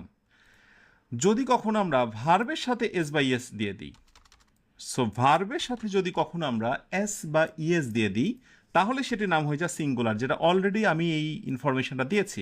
সো সেটির নাম হয়ে যায় সিঙ্গুলার। ওকে, তাহলে এটি মনে রেখো যে ভার্বের সঙ্গে এস বা ইএস, সেটিকে বলা হয় সিঙ্গুলার। যেমন আমরা হয়তো বা কোনো সময় গোজ বলতে পারি, এই যে গোজ। আমরা রিডের সঙ্গে বলতে পারি রিডস, এগুলো হচ্ছে ভার্ব। সো ভার্বের সঙ্গে এস বা ইএস, দ্যাট মিনস তারা হচ্ছে সিঙ্গুলার। কি মনে থাকবে? আশা করি এই সহজ জিনিসটা আর কখনো ভুলে যাবে না। তাহলে আমরা চমৎকার করে এই গঠনটা মনে রেখে দেব যে প্রেজেন্ট ইনডিফিনিট টেন্স মানেই হচ্ছে এস বা ইএস। ক্লিয়ার? এরপর আমরা পরবর্তী স্ট্রাকচারে আসি। পরবর্তী স্ট্রাকচার হচ্ছে প্রেজেন্ট কন্টিনিউয়াস। প্রেজেন্ট কন্টিনিউয়াস টেন্সের ভেতরে আমরা যেটা দেখব, একটা হচ্ছে হি মানে সরি সাবজেক্ট, এরপরে হচ্ছে ভার্ব অর্থাৎ এম, ইজ, আর। একটা ভার্ব বসবে এবং সেই ভার্বের সঙ্গে বসবে আইএনজি প্লাস এক্সটেনশন বাড়তি অংশ। তাহলে ভার্বের সঙ্গে এস বাই এস দেখে বুঝবো সেটি প্রেজেন্ট ইনডিফিনিট। আর যদি কোথাও এম, ইজ, আর আসে এবং পরবর্তীতে দেখো এম, ইজ, আর, ইজ এসেছে এবং পরবর্তীতে ভার্বের সঙ্গে কি হবে? আইএনজি হবে, তাহলে তার নাম হবে কন্টিনিউয়াস। এগুলো খুবই সহজ এবং ফানি বিষয়, আর এই স্ট্রাকচারগুলো না প্রত্যেকে মুখস্থ করে। আমি করেছি বলে আমি পারছি।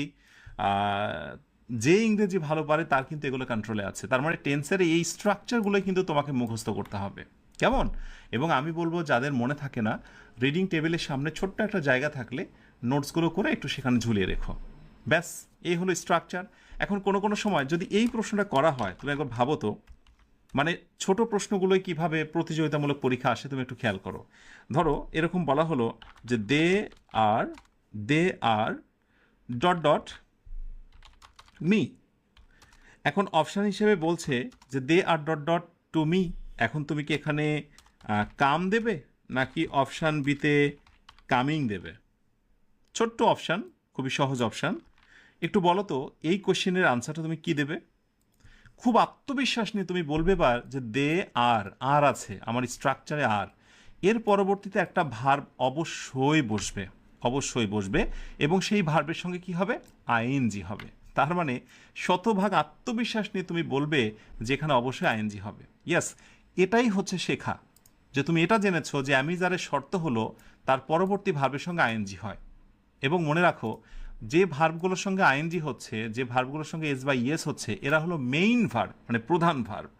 আর এই যে অ্যামিজার যেগুলো যেগুলো বসাচ্ছি মেন ভার্বের আগে, এগুলোর নাম হচ্ছে অক্সিলারি ভার্ব বা হেল্পিং ভার্ব বা সাহায্যকারী ভার্ব। আর এটার নাম হলো মেইন ভার্ব বা প্রধান ভার্ব। ঠিক আছে, এগুলোই তো, এর থেকে বেশি কঠিন কিছু না রে বাবা। কেমন?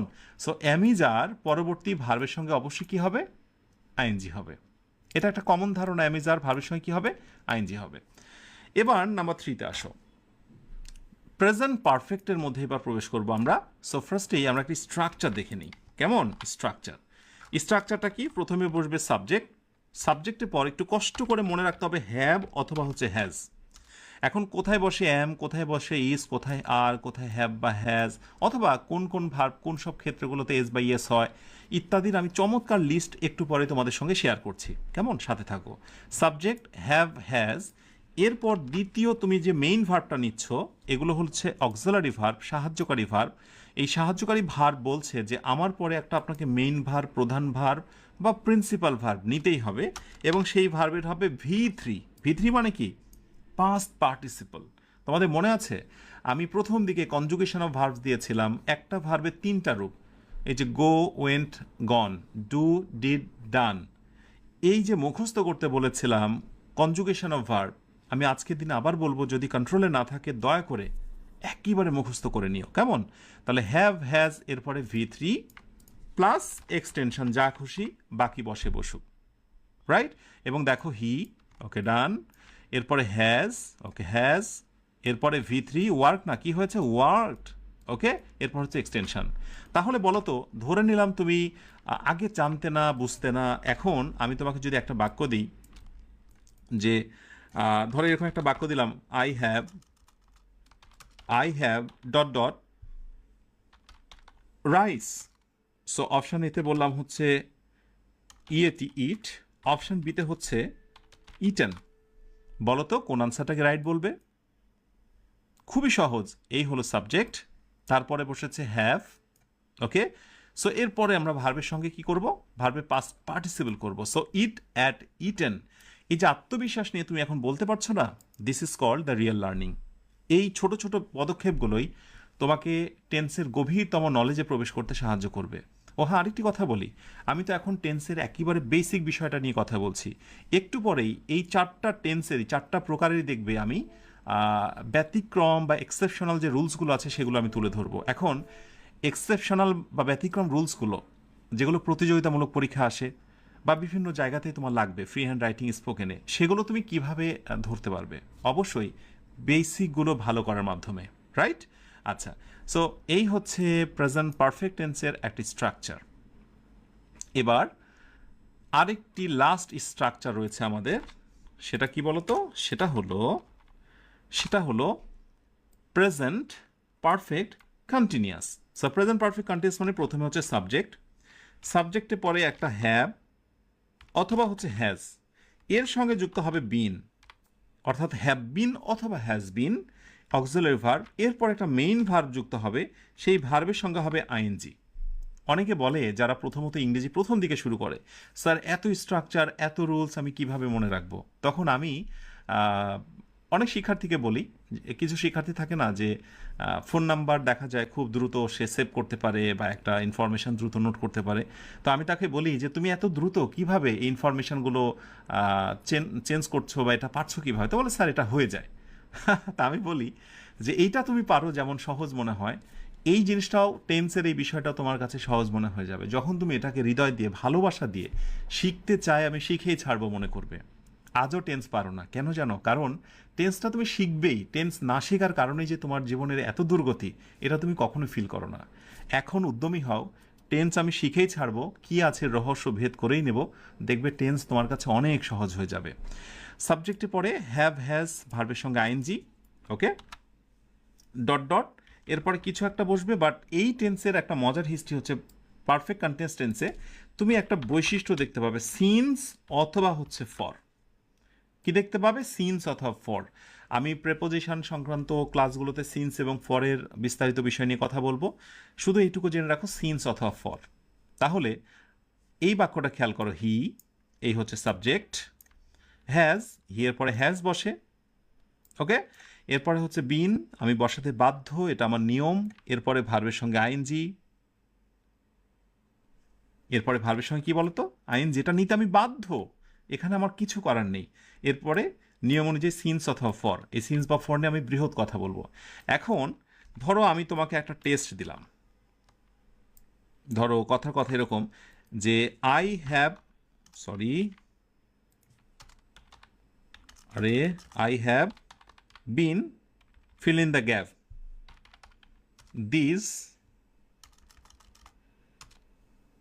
here,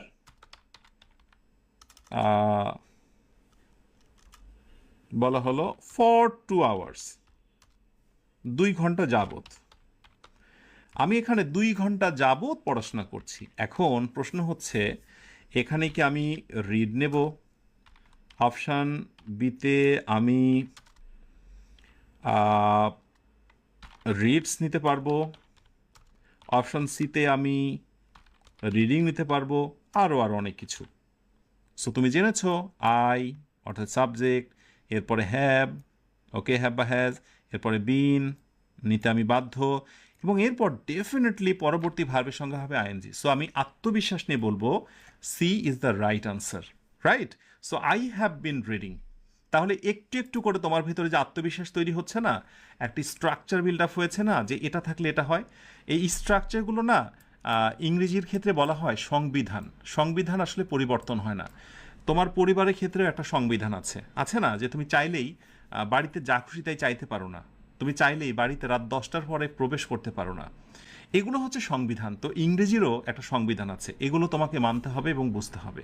এগুলো হচ্ছে কমন স্ট্র্যাটেজি টেন্স চেনার। আশা করি এগুলো বুঝতে পেরেছো। এখন আমরা যেটা করব, ছোট ছোট এই নোটসগুলোকে এখান থেকে সরিয়ে নেব, ওকে? কারণ তাতে করে আমার যেটা হবে, আমার কিছু জিনিস ইনফরমেশান লিখতে সুবিধা হবে, তাই না? আমি এখন আলোচনা করব প্রেজেন্ট ইনডিফিনিট নিয়ে। সো প্রেজেন্ট ইনডিফিনিট টেন্সের কিছু রহস্য নিয়ে কথা বলবো। সো নাম্বার 2টাকে রাখি, এটাকে একটু প্রেজেন্ট ইনডিফিনিট নিয়ে এবার বিস্তারিত ব্যতিক্রম যদি কিছু থাকে সেগুলো নিয়ে কথা বলি। প্রেজেন্ট ইনডিফিনিট, তাই না? প্রেজেন্টের ভিতরে এটা হচ্ছে প্রেজেন্ট ইনডিফিনিট, প্রেজেন্ট ইনডিফিনিট, ব্যাস। এইটা এবার আমি এখান থেকে কেটে দেব। তো প্রেজেন্ট ইনডিফিনিট টেন্স এই হলো ব্যাপার। এখন প্রতিটা টেন্স চেনারই কিছু বৈশিষ্ট্য বা লক্ষণ আছে। প্রেজেন্ট ইনডিফিনিট টেন্স থেকে শুরু করে সবগুলোই আমি তোমাদের একটা নোটস শেয়ার করছি। ক্লাসটি শেষ হলে আমি এই শিটটা তোমাদেরকে দিয়ে দেব। এই যে যদি প্রেজেন্ট টেন্স তুমি চিনতে চাও তাহলে তোমাকে এই বৈশিষ্ট্যগুলো একটু মুখস্থ রাখতে হবে। এইগুলো যদি কোনো বাক্যতে থাকে তাহলে সেটা প্রেজেন্ট টেন্স হয়ে যায়। প্রেজেন্ট কন্টিনিউয়াস টেন্সে সাধারণত এই বৈশিষ্ট্যগুলো থাকে। প্রেজেন্ট পারফেক্ট টেন্সে এই বৈশিষ্ট্য থাকে। প্রেজেন্ট পারফেক্ট কন্টিনিউয়াস টেন্সে সিনস বা ফর থাকে। মনে আছে তো? মোটামুটি আমরা এই 4টাতে যেহেতু ফোকাস দিচ্ছি, আগামী দিনগুলোতে আমরা বাকিগুলো নিয়ে কথা বলবো। এই 4টা বৈশিষ্ট্য একটু ভালো করে তোমরা মনে রেখে দিও, কেমন? টেন্স চেনার বৈশিষ্ট্য। তাহলে আমি এক কাজ করি, আমি যেখান থেকে আলোচনা করছি সেখানেই এটাকে নিয়ে যাই।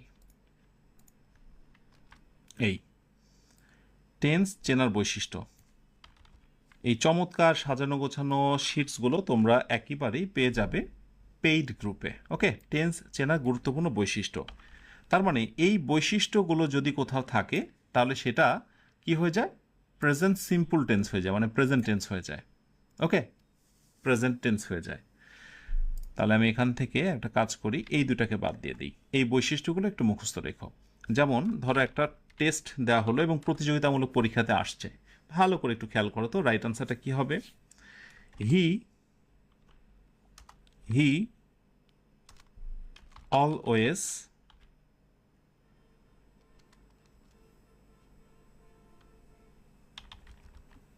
ইউ হ্যাপি,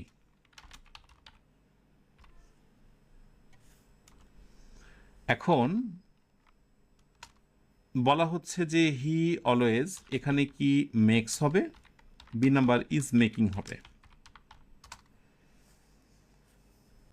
এখানে একটা গুরুত্বপূর্ণ বৈশিষ্ট্য আছে, সেটা হচ্ছে অলওয়েজ। এই বৈশিষ্ট্যগুলো মুখস্থ রেখো যে যেহেতু অলওয়েজ আছে তার মানে এটা অবশ্যই হবে সিম্পল প্রেজেন্ট টেন্স। ও হ্যাঁ, আরেকটি কথা বলতে ভুলে গেছি, যেটাই প্রেজেন্ট ইনডিফিনিট সেটাই কিন্তু প্রেজেন্ট সিম্পল।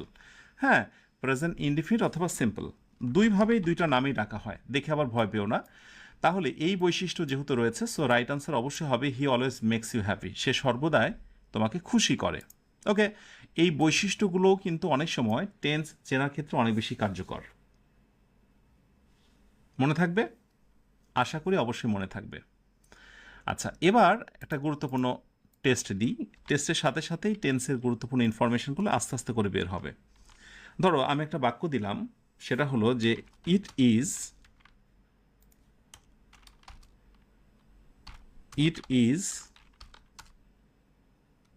BORING, boring. হ্যাঁ, ইট ইজ বোরিং, এটা লেখার পর আমি জিজ্ঞাসা করলাম তোমাদের, আচ্ছা বলো তো ইট ইজ বোরিং এইটা আসলে কোন tense? It is boring, option A বলা হলো যে প্রেজেন্ট ইনডিফিনিট, অপশান বিতে বলা হলো প্রেজেন্ট কন্টিনিউয়াস। কন্টিনিউয়াস। এখন অনেকেই একটা ধারণা করে ফেলে যে স্যার আপনি তো একটু আগে একটি স্ট্রাকচার শিখিয়েছিলেন যে অ্যামিজার এরপর যদি আইএনজি থাকে ভার্বের সাথে তাহলে সেটা কন্টিনিউয়াস টেন্স হয়ে যায়, এবং তাই কিন্তু গণহারে অনেকেই এটাকে প্রেজেন্ট কন্টিনিউয়াস টেন্স বলে থাকে।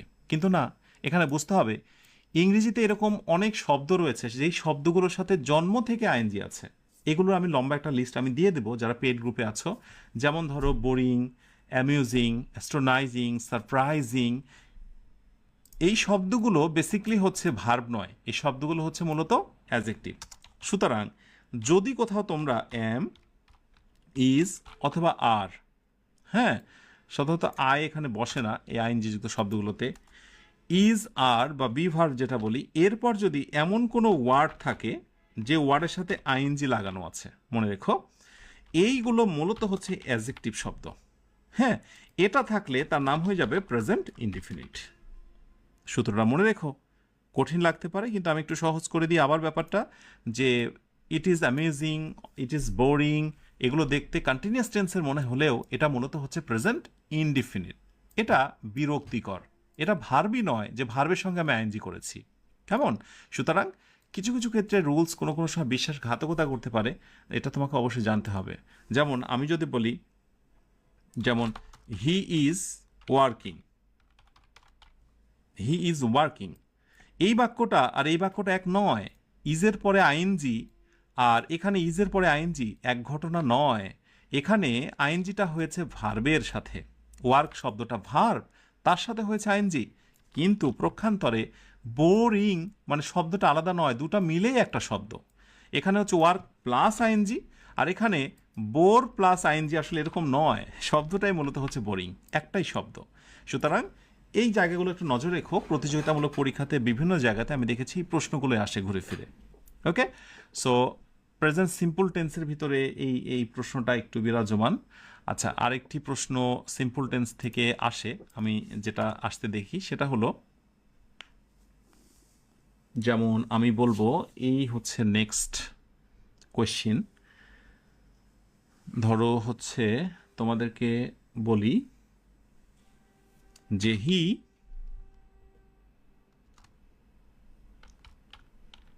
He works hard. একটু ভালো করে দেখো, he works hard, WORKS, he works hard.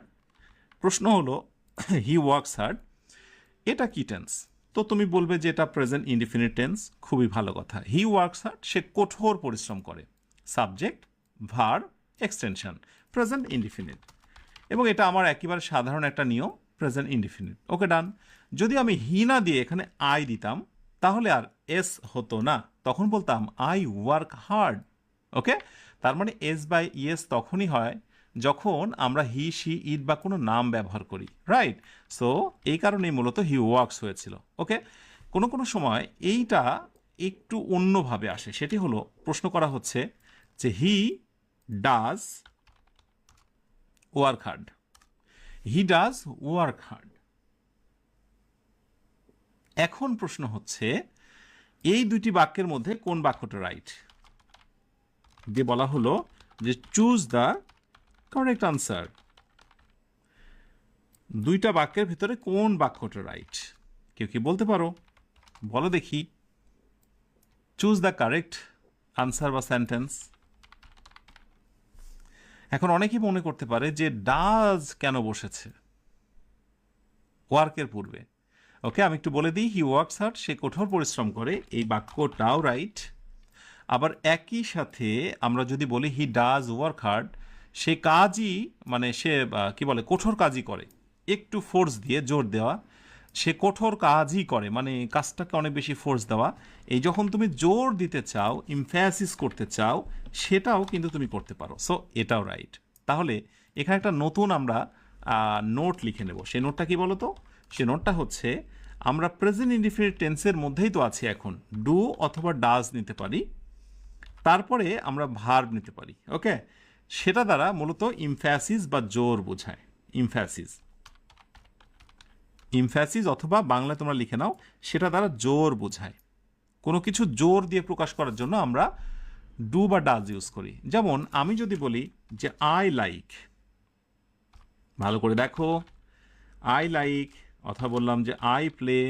ওকে, আর আমি যদি বলি যে হি লাইকস, হি লাইকস, অথবা বললাম যে হি প্লেজ। ওকে, এই কথাগুলোকে আমি আরেকভাবে বলতে পারি, সেটা হচ্ছে আই ডু লাইক। ওকে, অথবা বলতে পারি যে আই ডু প্লে। ওকে, পার্থক্য কি? আমি খেলি, আমি পছন্দ করি, কিন্তু আমি পছন্দ করি, আমিই খেলি।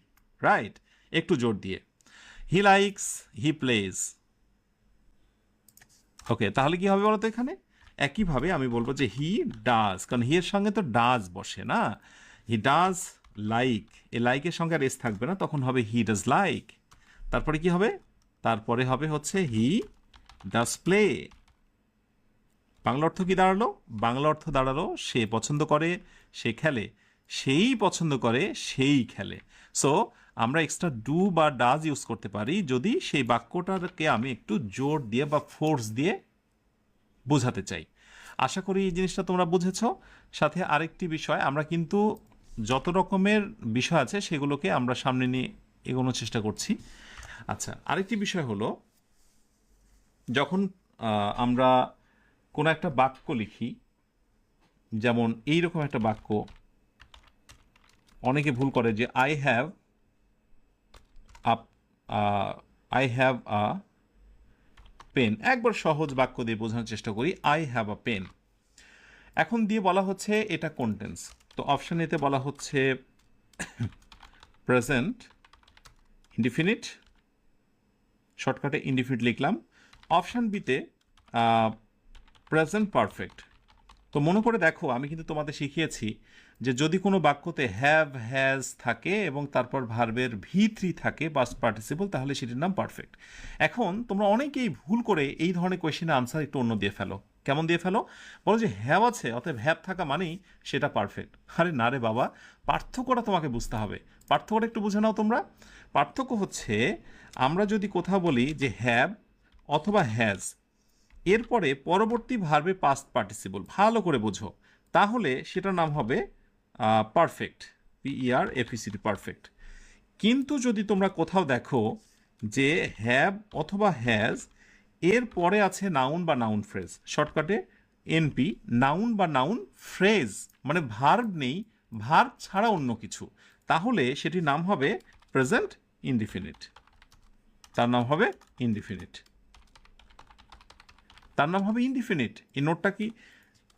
তাহলে বলো দেখি, এই কোশ্চেনের রাইট আনসার তুমি কি বলবে? আই হ্যাভ, আমি হ্যাভ পেয়েছি বা হ্যাজ পেয়েছি, যেটাই নিয়ম অনুযায়ী। এরপরে তো আমি ভার্ব পাইনি রে বাবা, আমি কি ভার্ব পেয়েছি? না, আমি নাউন ফ্রেজ পেয়েছি, একটা নাউন পেয়েছি। So it's a present indefinite. Clear? একেবারে বেসিক প্রশ্ন এগুলোই একজন শিক্ষার্থীর হুটহাট করে একই ভুলগুলো করে ফেলে। এরপরে আসি, আমি যদি এই টেস্টে এবার দিই যে হি হ্যাজ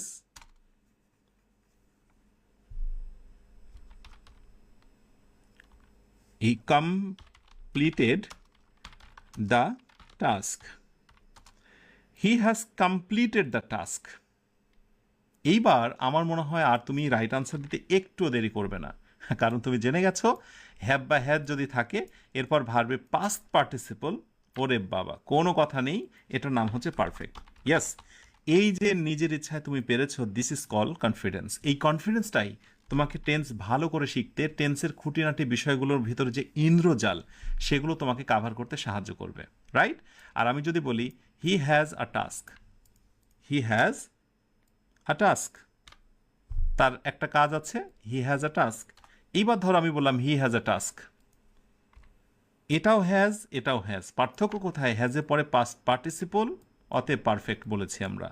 কিন্তু যেহেতু হ্যাজের পরে পাস্ট পার্টিসিপল নেই, তাই আমরা এটাকে কি বলবো এবার? Indefinite, INDEFINIT, indefinite. কি মনে থাকবে? আশা করি অবশ্যই তোমাদের মনে থাকবে। ঠিক আছে, শুধু ইনডিফিনিটের সঙ্গে অন্যান্য টেন্সের যে একটা দ্বন্দ্ব, আমি সেটা তোমাদেরকে ক্লিয়ার করার চেষ্টা করছি। কন্টিনিউয়াস টেন্স, তারপরে পারফেক্ট টেন্স, সেগুলো নিয়ে খুব দ্বন্দ্ব হয় না, দ্বন্দ্ব মূলত ঠিক এই জায়গাটায় হয়। ঠিক আছে, এখন আমি আরেকটা প্রশ্নে আসি তোমাদের, নেক্সট টেস্ট। যত রকমের দ্বন্দ্ব আমি সবগুলো তুলে ধরছি, একটু বোঝার চেষ্টা করো। আচ্ছা, এটা রেড করে দিই তোমাদের, কেমন? আচ্ছা, ধরো একটা প্রশ্ন দিচ্ছি আমি, যে আওয়ার ক্লাস STARTS স্টার্টস, বলা হলো অ্যাট 10 AM, আমাদের ক্লাস শুরু হয় নাকি শুরু হবে সকাল 10টায়, বলো তো? আরেকটা বাক্য দিচ্ছি, যারা ইংরেজি হয়তো বা একটু ভালো জানো তারা হয়তো বা এটা ভালো ফিল করবে, যারা শিখছো তারা বুঝতে পারবে না, বোঝার দরকারও নেই, শুধু একটু দেখো। Our class starts at 10 AM, our class will be started at 10 AM। আমি যদি এই দুইটা বাক্য লিখি, চুজ দ্য কারেক্ট সেন্টেন্স, এবং যদি বলি যে বলো তো কোন বাক্যটা রাইট, তাহলে তুমি কি বলবে? স্বভাবতই তোমার নজর সম্ভবত যেই দিকে যাবে, যে আমাদের ক্লাস শুরু হবে, ভবিষ্যতে হবে, তাই না? শুরু হয়নি, তাই উইল বি নিবে প্যাসিভ ভয়েসে, ভার্বে পাস্ট পার্টিসিপল করবে। যারা ভালো জানো তারা হয়তো আমার এই কথাটা বুঝতে পারছো, কিন্তু মজার কথা হলো তুমি ভবিষ্যতের অনেক কথাও তুমি বর্তমান দিয়েই প্রকাশ করতে পারো, বর্তমান প্রেজেন্ট টেন্স দিয়ে প্রকাশ করতে পারো। আওয়ার ক্লাস স্টার্টস, তাহলে কি বলবে? আমার ক্লাস কি শুরু হয় না হবে? বাংলা অর্থ অবশ্যই তুমি হবে বলবে। So our class starts at 10 AM। এটাকে বলা হয় নেয়ার ফিউচার, এটাকে বলা হয় নেয়ার ফিউচার, মানে নিকট ভবিষ্যৎ, এই ঘটতে চলেছে, এই ঘটনাই ঘটবে। এই জাতীয় বাক্যগুলোকে তুমি যদি নিচেরটা দিয়ে করো, অবশ্যই সেটা রাইট, কিন্তু সবচাইতে বেস্ট হচ্ছে এই জাতীয় এক্সপ্রেশনগুলো। এবং তোমরা সাধারণত খেলা হরহামেশা এই ধরনের ঘটনাগুলো, বাক্যগুলো দেখে থাকো, দ্য গেম স্টার্টস, অথবা দ্য কি বলে, দ্য সিরামনি, বা দে জয়েন অ্যাট 7 PM। তো এই যে জয়েন, উইল বি জয়েন দিচ্ছে না, অথবা উইল বি স্টার্টেড দিচ্ছে না, এইগুলোই হচ্ছে মূলত near future. So both are correct, but এটাকে বেশি স্ট্যান্ডার্ড ধরা হয়। তার মানে প্রেজেন্ট টেন্সে একটা বাক্য লিখেও ভবিষ্যতের অর্থ প্রকাশ করা যায়। ঠিক আছে, এই কথাটা একটু মনে রেখো, তাহলে ভবিষ্যতে তোমাদের অনেক বেশি কাজে দেবে। আচ্ছা, তাহলে এরপরে আমি আরেকটা ইস্যুতে আসি, সেটা হলো এই ইস্যুতে কন্টিনিউয়াস টেন্সের ইস্যুতে আসি। PRESENT, present continuous.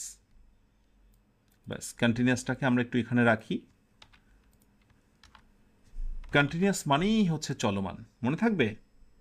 কন্টিনিউয়াস মানেই হচ্ছে চলমান। ব্যাস, কন্টিনিউয়াস। তো মোটামুটি তোমরা জেনেছো যে অ্যামিজার এবং ভার্বের সঙ্গে আইএনজি থাকলেই সেটা কন্টিনিউয়াস। এখন ধরো কোনো একটা জায়গাতে এরকম একটি টেস্ট আসলো, টেস্টটা হচ্ছে এরকম যে we are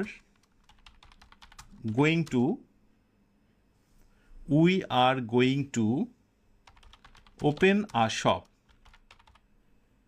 okay, we are going to open a shop, আমরা একটা দোকান খুলতে যাচ্ছি। We are going to open a shop, আমরা একটা দোকান খুলতে যাচ্ছি। এখন যদি কাউকে বলা হয় যে এই টেন্সটার নাম কি, এটার নাম কি প্রেজেন্ট ইনডিফিনিট, অপশান বি এটা হচ্ছে প্রেজেন্ট কন্টিনিউয়াস। তাহলে আবাল বৃদ্ধ বনিতা যারা একটু টেন্সের আলোচনা বুঝেছে বা আমার সঙ্গে প্রথম থেকে যুক্ত আছে তারা একেবারে হরহামেশা স্বীকার করবে, স্যার কোনো কথা নেই, আপনি না বলেছেন আপনি না বলেছেন যে যদি সাবজেক্ট থাকে, ওকে, এরপরে অ্যামিজ আর যদি থাকে, এই তো রয়েছে, এরপর ভার্বের সঙ্গে আইএনজি আছে, অতএব কোনো কথা নেই, এটার নাম প্রেজেন্ট কন্টিনিউয়াস। এবং এই জায়গাটাতেই সবাই ভুল করে, এইখানটাতেই বড় ভুল। এটার নাম হলো প্রেজেন্ট ইনডিফিনিট। এই যে প্রথমে যে টেন্সটা দেখালাম এটাও প্রেজেন্ট ইনডিফিনিট টেন্সের অন্তর্ভুক্ত। এগুলোই হচ্ছে ব্যতিক্রম। কিভাবে? এইটার জন্য তোমাকে একটা ছোট্ট নোট জানতে হবে। সেই নোটটা কি জানো? নোটটা একটু ভালো করে বুঝো। বি গোয়িং টু কথাটা একটু ভালো করে জেনে রাখো। বি গোয়িং টু, বি মানে কি জানো? Am is are was were. Be am is are was were, তার মানে am going to, is going to, are going to, am going to, এগুলোর নাম হচ্ছে মডাল ভার্ব। কি ভার্ব? Modal verb. মডাল ভার্ব নিয়ে কথা যদিও বলা হয়েছে। সো বি গোয়িং টু এটা হচ্ছে মডাল ভার্ব। এই অংশটুকু হচ্ছে একসাথে। এই অংশটুকু কি বলতো? একসাথে। তুমি তো এটা মনে করেছিলে যে আর আসার কারণেই মনে হয় গোয়ের সঙ্গে আইএনজি হয়েছে, যেমনটা ওই যে দে আর কামিং হয়েছিল, অথবা ইজ আসার কারণে ওয়ার্কিং হয়েছিল। তুমি কি এমনটাই ভেবেছিলে নাকি যে আর আসার কারণে আসলে গোয়িং হয়েছে? আরে না রে বাবা, বি গোয়িং টু, এই আর গোয়িং টু আসলে একসাথে একটা মডাল ভার্ব। ক্লিয়ার? সুতরাং যদি কোনো বাক্যতে তুমি দেখো যে মডাল ভার্ব, মনে রেখো মডাল ভার্ব, আরও অনেক মডাল ভার্ব, মডাল ভার্বের পর যখন ভার্বের বেস ফর্ম থাকে, ওকে, মডাল ভার্বের পরে ভার্বের বেস ফর্ম থাকে, তখন সেটা হয়ে যায় প্রেজেন্ট ইনডিফিনিট। প্রেজেন্ট ইনডিফিনিট হয়ে যায়। ব্যতিক্রম দু একটা থাকতে পারে, সেটা নিয়ে পরে কথা বলবো। এটা হচ্ছে আরেকটা নোট। ওকে, সো এটা হচ্ছে modal verb. They are going to open a shop, তার একটা দোকান খুলতে যাচ্ছে। কিন্তু এবার একটা মজার পার্থক্য দেখো। আমি যদি তোমাদেরকে বলি, খুব গোলক ধাঁধায় পড়ে যাচ্ছ না এত, অথবা I am seeing. I see মানে আমি দেখি, আর আই এম সিং মানে হচ্ছে আমি দেখছি। কোন বাক্যটিকে রাইট বলবে বলো দেখি? এখানে চমৎকার একটা তথ্য আছে, এই নোটটা তোমরা একটু করে নিতে পারো। সেগুলো বিশেষ করে হচ্ছে যেগুলো হচ্ছে যেমন ধরো টাচ, স্পর্শ করা, হ্যাঁ, সি মানে দেখা, এরপর বিশ্বাস করা, B E, believe, BELI, they are called perception verbs. মনে রেখো, এটা নোটস না করে একটা কাজ করি, এই জায়গাতেই পারসেপশন ভার্বস হিসেবে দিই। যেগুলো অনুধাবনমূলক ভার্ব, পারসেপ্ট থেকে পারসেপশন এসেছে, যেগুলো অনুধাবনযোগ্য ভার্ব, এই ভার্বগুলো সাধারণত এগুলো কি হয় না বলো তো? কন্টিনিউয়াস টেন্স হয় না। এরা, আমি ব্র্যাকেটে লিখে দেব যে হলো no continuous tense. No continuous, continuous সাধারণত হয় না, অসাধারণত হয়। অর্থাৎ অসাধারণ বলতে কি জানো? যেমন তুমি ফেসবুকে যদি একটা পোস্ট দাও, তাহলে সেখানে হতে পারে যেমন ফিলিং কুল, বলে না ফিলিং কুল, যেমন ফিলের সঙ্গে আইএনজি হয় না, মানে কন্টিনিউয়াস টেন্স মানেই তো আইএনজি, তাই না? তো ফিলের সঙ্গে আইএনজি হয় না আমি বলছি, কিন্তু ফেসবুকে তুমি ঠিকই দেখতে পাও ফিলিং। এবং কোনো কোনো জাতি ইনফর্মাল রাইটিংয়ে তুমি দেখতে পাবে, সেগুলো আসলে লিখিত নিয়ম নয়। লিখিত নিয়মে সাধারণত এই ভার্বগুলোর সঙ্গে আইএনজি হয় না। তাহলে যে ভার্বগুলোর সঙ্গে আইএনজি হয় না সেগুলো হয় না। অতএব এখানে এ কারণে আই এম সিং তুমি বলতে পারবে না। তাই রাইট উত্তর কি হবে? I see. I see. Okay, তাহলে একজন প্রশ্ন করতে পারো যে স্যার, আমি যদি বাংলায় বলতে চাই আমি দেখছি, এটার ইংরেজি কি? আমি দেখি, আই সি, কিন্তু আমি দেখছি চলমান। ইয়েস, এটাই হলো মজার কথা। তুমি আই সি এর দুইটা অর্থ করতে পারবে, এটা পরিস্থিতির ওপর ডিপেন্ড করবে। আই সি মানে আমি দেখি, আই সি মানে আমি দেখছি, এটা দুটোই রাইট। আই অ্যাম সিং এটা বলার দরকার নেই। তাহলে আশা করি নেক্সট কোনো পরীক্ষাতে যদি এই টেস্টটা আসে যে he is thinking, he is thinking, আর যদি বলা হয় যে হি থিংস, THING থিংস, যদিও থিঙ্কের সঙ্গে আইএনজি হতে পারে অন্য ইস্যুতে, কিন্তু আমাকে বলো দেখি নর্মালি কি আইএনজি হয়? নো, হি ইজ থিঙ্কিং নয়, বরং হবে he thinks is the right answer. Right answer. Okay, so এটাকে আমরা বলবো রাইট। সো এই ভার্ব কিছু নেই, এটা জাস্ট স্ট্রাকচারটা তোমরা একটু মনে রেখো। আর এইখানে বিশেষ করে প্রেজেন্ট পারফেক্ট কন্টিনিউয়াস টেন্সের ভিতরে তোমরা যেটা পাবে, একটা সালের কথা উল্লেখ থাকবে বা একটা সময়ের কথা উল্লেখ থাকবে। আর এখানে তোমাকে মুখস্থ রাখতে হবে হ্যাভ বিন অথবা হ্যাজ বিন। মনে থাকবে হ্যাভ বিন অথবা হ্যাজ বিন। হ্যাঁ, এই জিনিসটা একটু মনে রেখো তোমরা। ব্যাস, এই মোটামুটি হচ্ছে প্রেজেন্ট টেন্সের ভিতরে গোলকধাঁধা। এবার আমি তোমাদেরকে আরেকটা জিনিস তোমাদেরকে শেখাবো, সেটি হচ্ছে আমি প্রথম থেকে সকল তথ্যগুলো একটু করে নিই। সেটা হচ্ছে প্রেজেন্ট ইনডিফিনিট টেন্সের। প্রেজেন্টের ভিতরে he works at the hospital. একটু খেয়াল করো, আমরা পুরো আলোচনাটাকে সাম আপ করছি, সামারি। এই জায়গাটায় মনোযোগ থাকা জরুরি। প্রেজেন্ট কন্টিনিউয়াস টেন্স, ওকে। এরপরে আমরা নেব হচ্ছে প্রেজেন্ট পারফেক্ট টেন্স, এবং সবশেষে নেব প্রেজেন্ট পারফেক্ট কন্টিনিউয়াস টেন্স। ব্যাস, এই যে তিনটা বাক্য আমি নিলাম, ব্যাস। প্রেজেন্টেরই হচ্ছে তিনটা প্রকার। সো প্রেজেন্ট ইনডিফিনিট, যেটাকে আমরা বলছি। তো আমি সেই গোপন রহস্যটা আমি তোমাদের বলছি। আসলে একজন শিক্ষক, শুধু আমি নয়, যে কোনো শিক্ষকই যখন, আচ্ছা কাজী একজন প্রশ্ন করেছো কাজী মন, যে সিন্স বা ফর নিয়ে এলোমেলো হয়ে যায়। ইটস ওকে, আমি সেটা সমাধান দেবো একটা ক্লাসে। আমি প্রিপোজিশন ক্লাসে সেটা নিয়ে বিস্তারিত কথা বলবো, কেমন? তো অনেকেই বলে যে স্যার আপনি এত রুলস কিভাবে মনে রাখেন। আমি তাদের জ্ঞাতার্থে বলে রাখি যে একজন শিক্ষক যখন উনি কোনো স্ট্রাকচার বলেন বা স্ট্রাকচারের কথা বলেন, যে সাবজেক্ট এরপরে ভার্বের সঙ্গে এস বাই এস, এর মানে কি জানো? এর মানে হচ্ছে এই স্ট্রাকচার লেখার আগেই ওর ভিতরে একটা সেন্টেন্স তৈরি হয়ে যায়। হি ভার্বের সঙ্গে এস বাই এস, তার মানে হচ্ছে হি ইটস রাইস অথবা he works at the hospital. Well, তার মানে একটি বাক্য বলার সাথে সাথে ওটার নেপথ্যে একটা স্ট্রাকচার তৈরি হয়ে যায়। এবার আমরা এই বাক্যটাকে দুইটা ফরম্যাটে দেখব, একটা হচ্ছে নেগেটিভ ফর্ম এবং আরেকটি হচ্ছে ইন্টারোগেটিভ ফর্ম। এটা জানা খুব জরুরি। এটার মধ্য দিয়েই বলা যায় যে এই আলোচনা পূর্ণতা আসবে। একটু খেয়াল করো সবাই, তাড়াহুড়ো করা যাবে না। বেসিক ক্লাসের এই আয়োজন তোমার জীবনের জন্য শেষ একটা কি বলবো,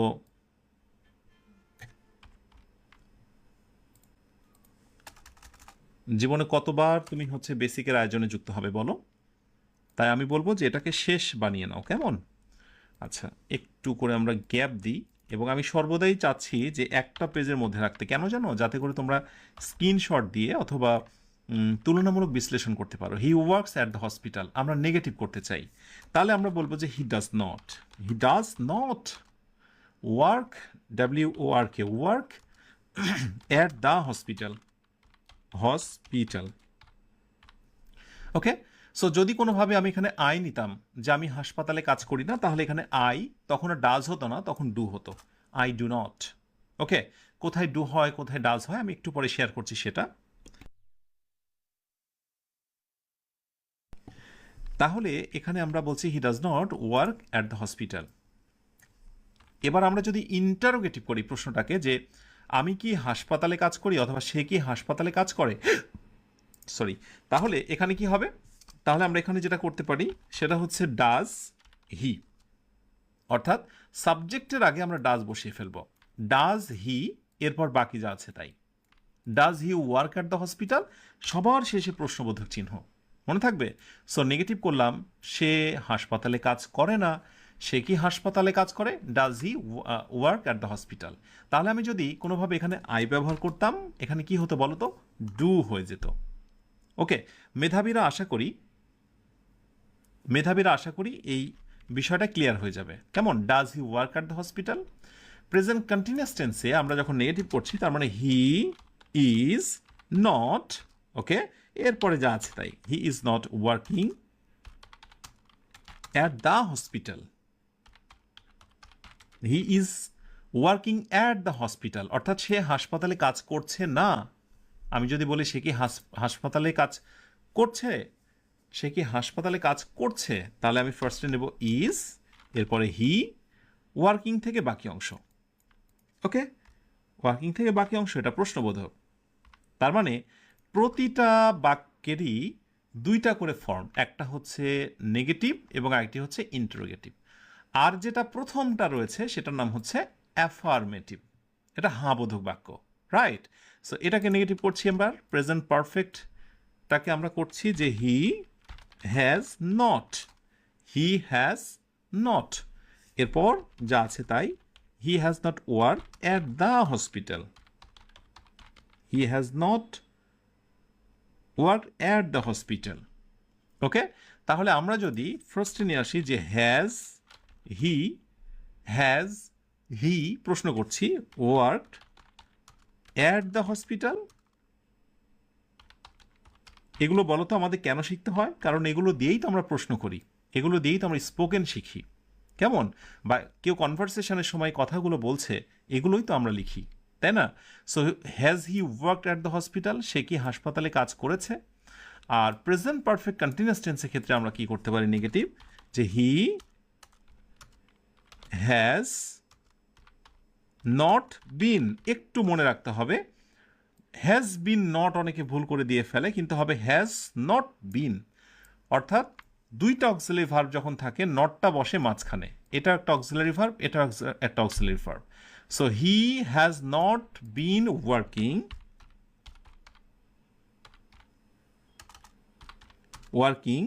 তারপরে যা আছে তাই, এই যে বাকি অংশগুলো বসে দাও, অ্যাট দ্য হসপিটাল সিন্স 2018, কেমন?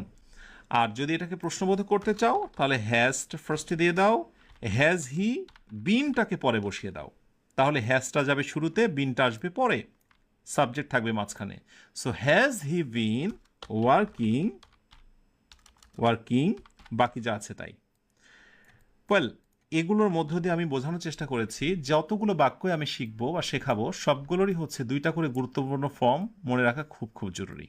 প্রসঙ্গত, এখান থেকে প্রতিযোগিতামূলক পরীক্ষাতে একটা প্রশ্ন আসতে দেখা যায়, আমরা যখন অক্সিলারি মানে মেইন ভার্বের পূর্বে একটা নট ব্যবহার করি, সেই নটটা আসলে কোন পার্টস অফ স্পিচ, এটা একটু মনে রেখো তোমরা। নটটা হচ্ছে মূলত অ্যাডভার্ব, মনে থাকবে। মেইন ভার্বের পূর্বে আমরা যে নট ব্যবহার করি, এই যে নট, যে নটটা হচ্ছে নেগেটিভ, সেই নটের নাম কি বলতো? সেই নটের নাম হচ্ছে অ্যাডভার্ব। শুধু এইটুকু ছোট্ট করে মনে রাখো, এই নটগুলো হচ্ছে নেগেটিভের জন্য।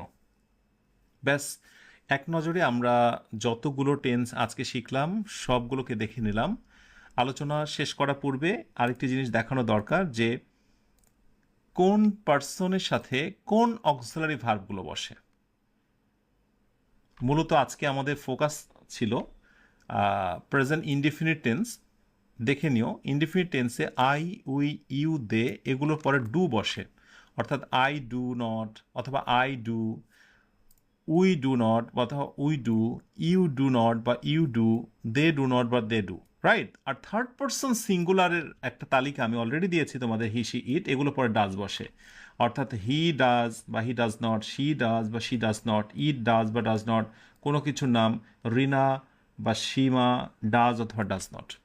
ওকে, কন্টিনিউয়াস টেন্স একটু দেখে নিও, যে হি, শি, ইট কোনো কিছু নাম, এগুলো পরে ইজ বসে, আর উই, ইউ, দে এর পরে আর বসে। ওকে, আর এম বসে তো অবশ্যই আয়ের পর, আই এম, তাই না? প্রেজেন্ট পারফেক্ট টেন্সে আয়ের পরে বসে হ্যাভ, আর হি, শি, ইট বা কোনো কিছু নাম হলে তারপরে বসে হ্যাজ। চমৎকারভাবে দেখে নিও, এই এই জিনিসটাই অনেকে ভুল করো। আর প্রেজেন্ট পারফেক্ট কন্টিনিউয়াস টেন্সে আয়ের পরে বসে হ্যাভ বিন, আর থার্ড পারসন হি, হ্যাজ কোনো কিছু নাম, এগুলো পরে বসে হ্যাজ বিন, আর যদি উই, ইউ, দে বসে তাহলে বসে হ্যাভ বিন। এই তো confusion, am I right? So এটা আমি তোমাদেরকে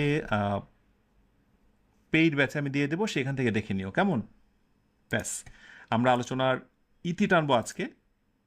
আলোচনার শেষে ছোট্ট একটা প্রশ্ন করে আজকের আয়োজনটার ইতি টানি, দেখি যে তোমরা কতটুকু ধরে রাখছো। ইনশাল্লাহ আগামী দিন আমরা পাস্ট টেন্স নিয়ে কথা বলবো, কেমন? একটা টেস্ট দেখা যাক। আমি যদি বলি যে পোস্ট দ্য লেটার, দেখি উপস্থিত বুদ্ধি থেকে কতজনে আনসারটা দিতে পারছো।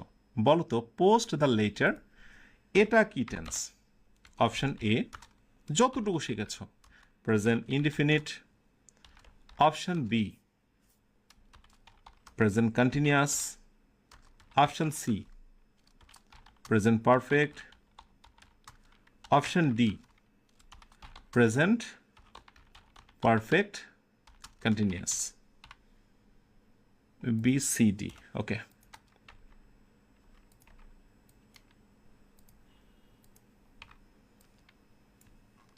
শেষ ভালো যা সব ভালো তার, এমন সুন্দর একটি অনুভূতি নিয়ে শেষ করতে চাই আজকের ক্লাসটি।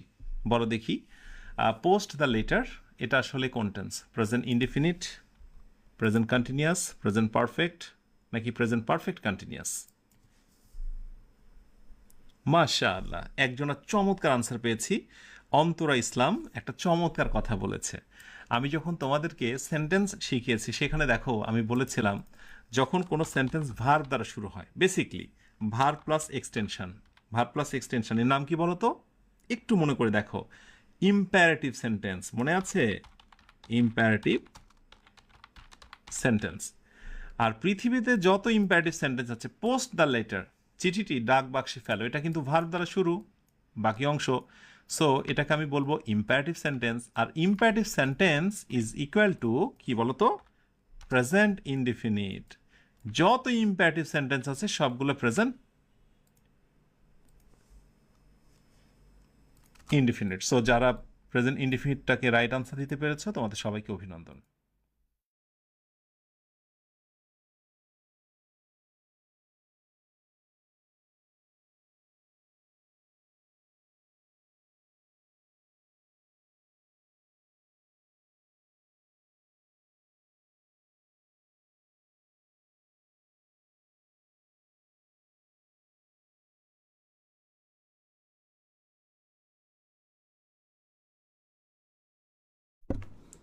আলহামদুলিল্লাহ, আজকে তোমরা শেষ করেছো। বিশেষ করে একটা বিষয় যে স্বাভাবিকভাবে খুবই ডিস্টার্ব হয়েছে আজকের নেটওয়ার্কের, মানে টাইমিং করা বড্ড সমস্যা হয়ে গেছে। আলহামদুলিল্লাহ, তারপরেও সব মিলে শেষ করেছি আমরা। লম্বা সময় ক্লাস ছিল, তোমাদের প্রতি রিকোয়েস্ট থাকবে যে তোমরা আহ, আচ্ছা, আজকে টেন্সটা আচ্ছা, ওকে। আলহামদুলিল্লাহ, যারা শেষ করতে পেরেছো আলহামদুলিল্লাহ বলে ফেলো, লিখে ফেলো M15 ইজিক্যাল টু ডান। এবং অবশ্যই পরবর্তীতে তোমরা কি করবে? অবশ্যই রিভিশন করবে যে যে জায়গাগুলোতে আমাদের নেটের প্রবলেম হয়েছিল। ইনশাল্লাহ আশা করছি যে পুনরায় যদি দেখে ফেলো, আশা করি সেটা তোমার জন্য আরও ডাবল বেনিফিট হবে। ওকে, সো আজকের আয়োজনটি শেষ করব ইনশাআল্লাহ। আগামী দিন তোমাদের সঙ্গে নতুন লেসন নিয়ে কথা হবে। সাথে এটাও মনে রেখো যে এই বিশেষ করে লেসনটা, আজকের এই লেসনটা খুব ইম্পর্টেন্ট। আজ থেকে শুরু করে সামনের যে কয়েকটা লেসন টেন্স সংক্রান্ত সবগুলো অত্যন্ত মনোযোগ দিয়ে করবে, কেমন? আশাবাদী হও, অপটিমিস্টিক হও, ঠিক প্রথম দিনের মতো, যেদিন এক বুক স্বপ্ন নিয়ে শুরু করেছিলে এই আয়োজনটা এবং স্বপ্ন দেখেছিলে 25তম দিনে আমি অনন্য হব। ভুলে যেও না, এ এক বিশাল জার্নি। ঠিক এই সময়টায় অনেকে ভুল করে যে অনেক পথ এসেছি, এখন একটু রিল্যাক্সে আগাই। না, তোমাকে একেবারে শক্তপোক্তভাবে প্রথম সময়ের মতোই অটল থাকতে হবে তোমার লক্ষ্যে। আমার প্রিয় শিক্ষার্থীদের উদ্দেশ্যে একটা কথাই বলবো, ক্লাসটি শেষ করে ঠিক আগের মতো করে রিভিশনে বসে যাও। সামহাও এখন সম্ভব না হলেও আগামীকাল দিনের ভেতরে তোমাকে রিভিশন শেষ করতে হবে। সর্বোপরি দুটো ক্লাস কেমন লেগেছে, কি তোমাদের মনের অনুভূতি অভিব্যক্তি জানাতে থাকো। শুনতে শুনতে বিদায় নিচ্ছি আজকের আয়োজন থেকে। তোমরা সবাই অনেক ভালো থেকো, যে ভালো শেষ নেই। সুখে থেকো, যে সুখের সীমানা নেই। এই অনন্ত শান্তির চিরন্তন প্রত্যাশায়। আল্লাহ হাফেজ। আসসালামু আলাইকুম ওরহমতুল্লাহ।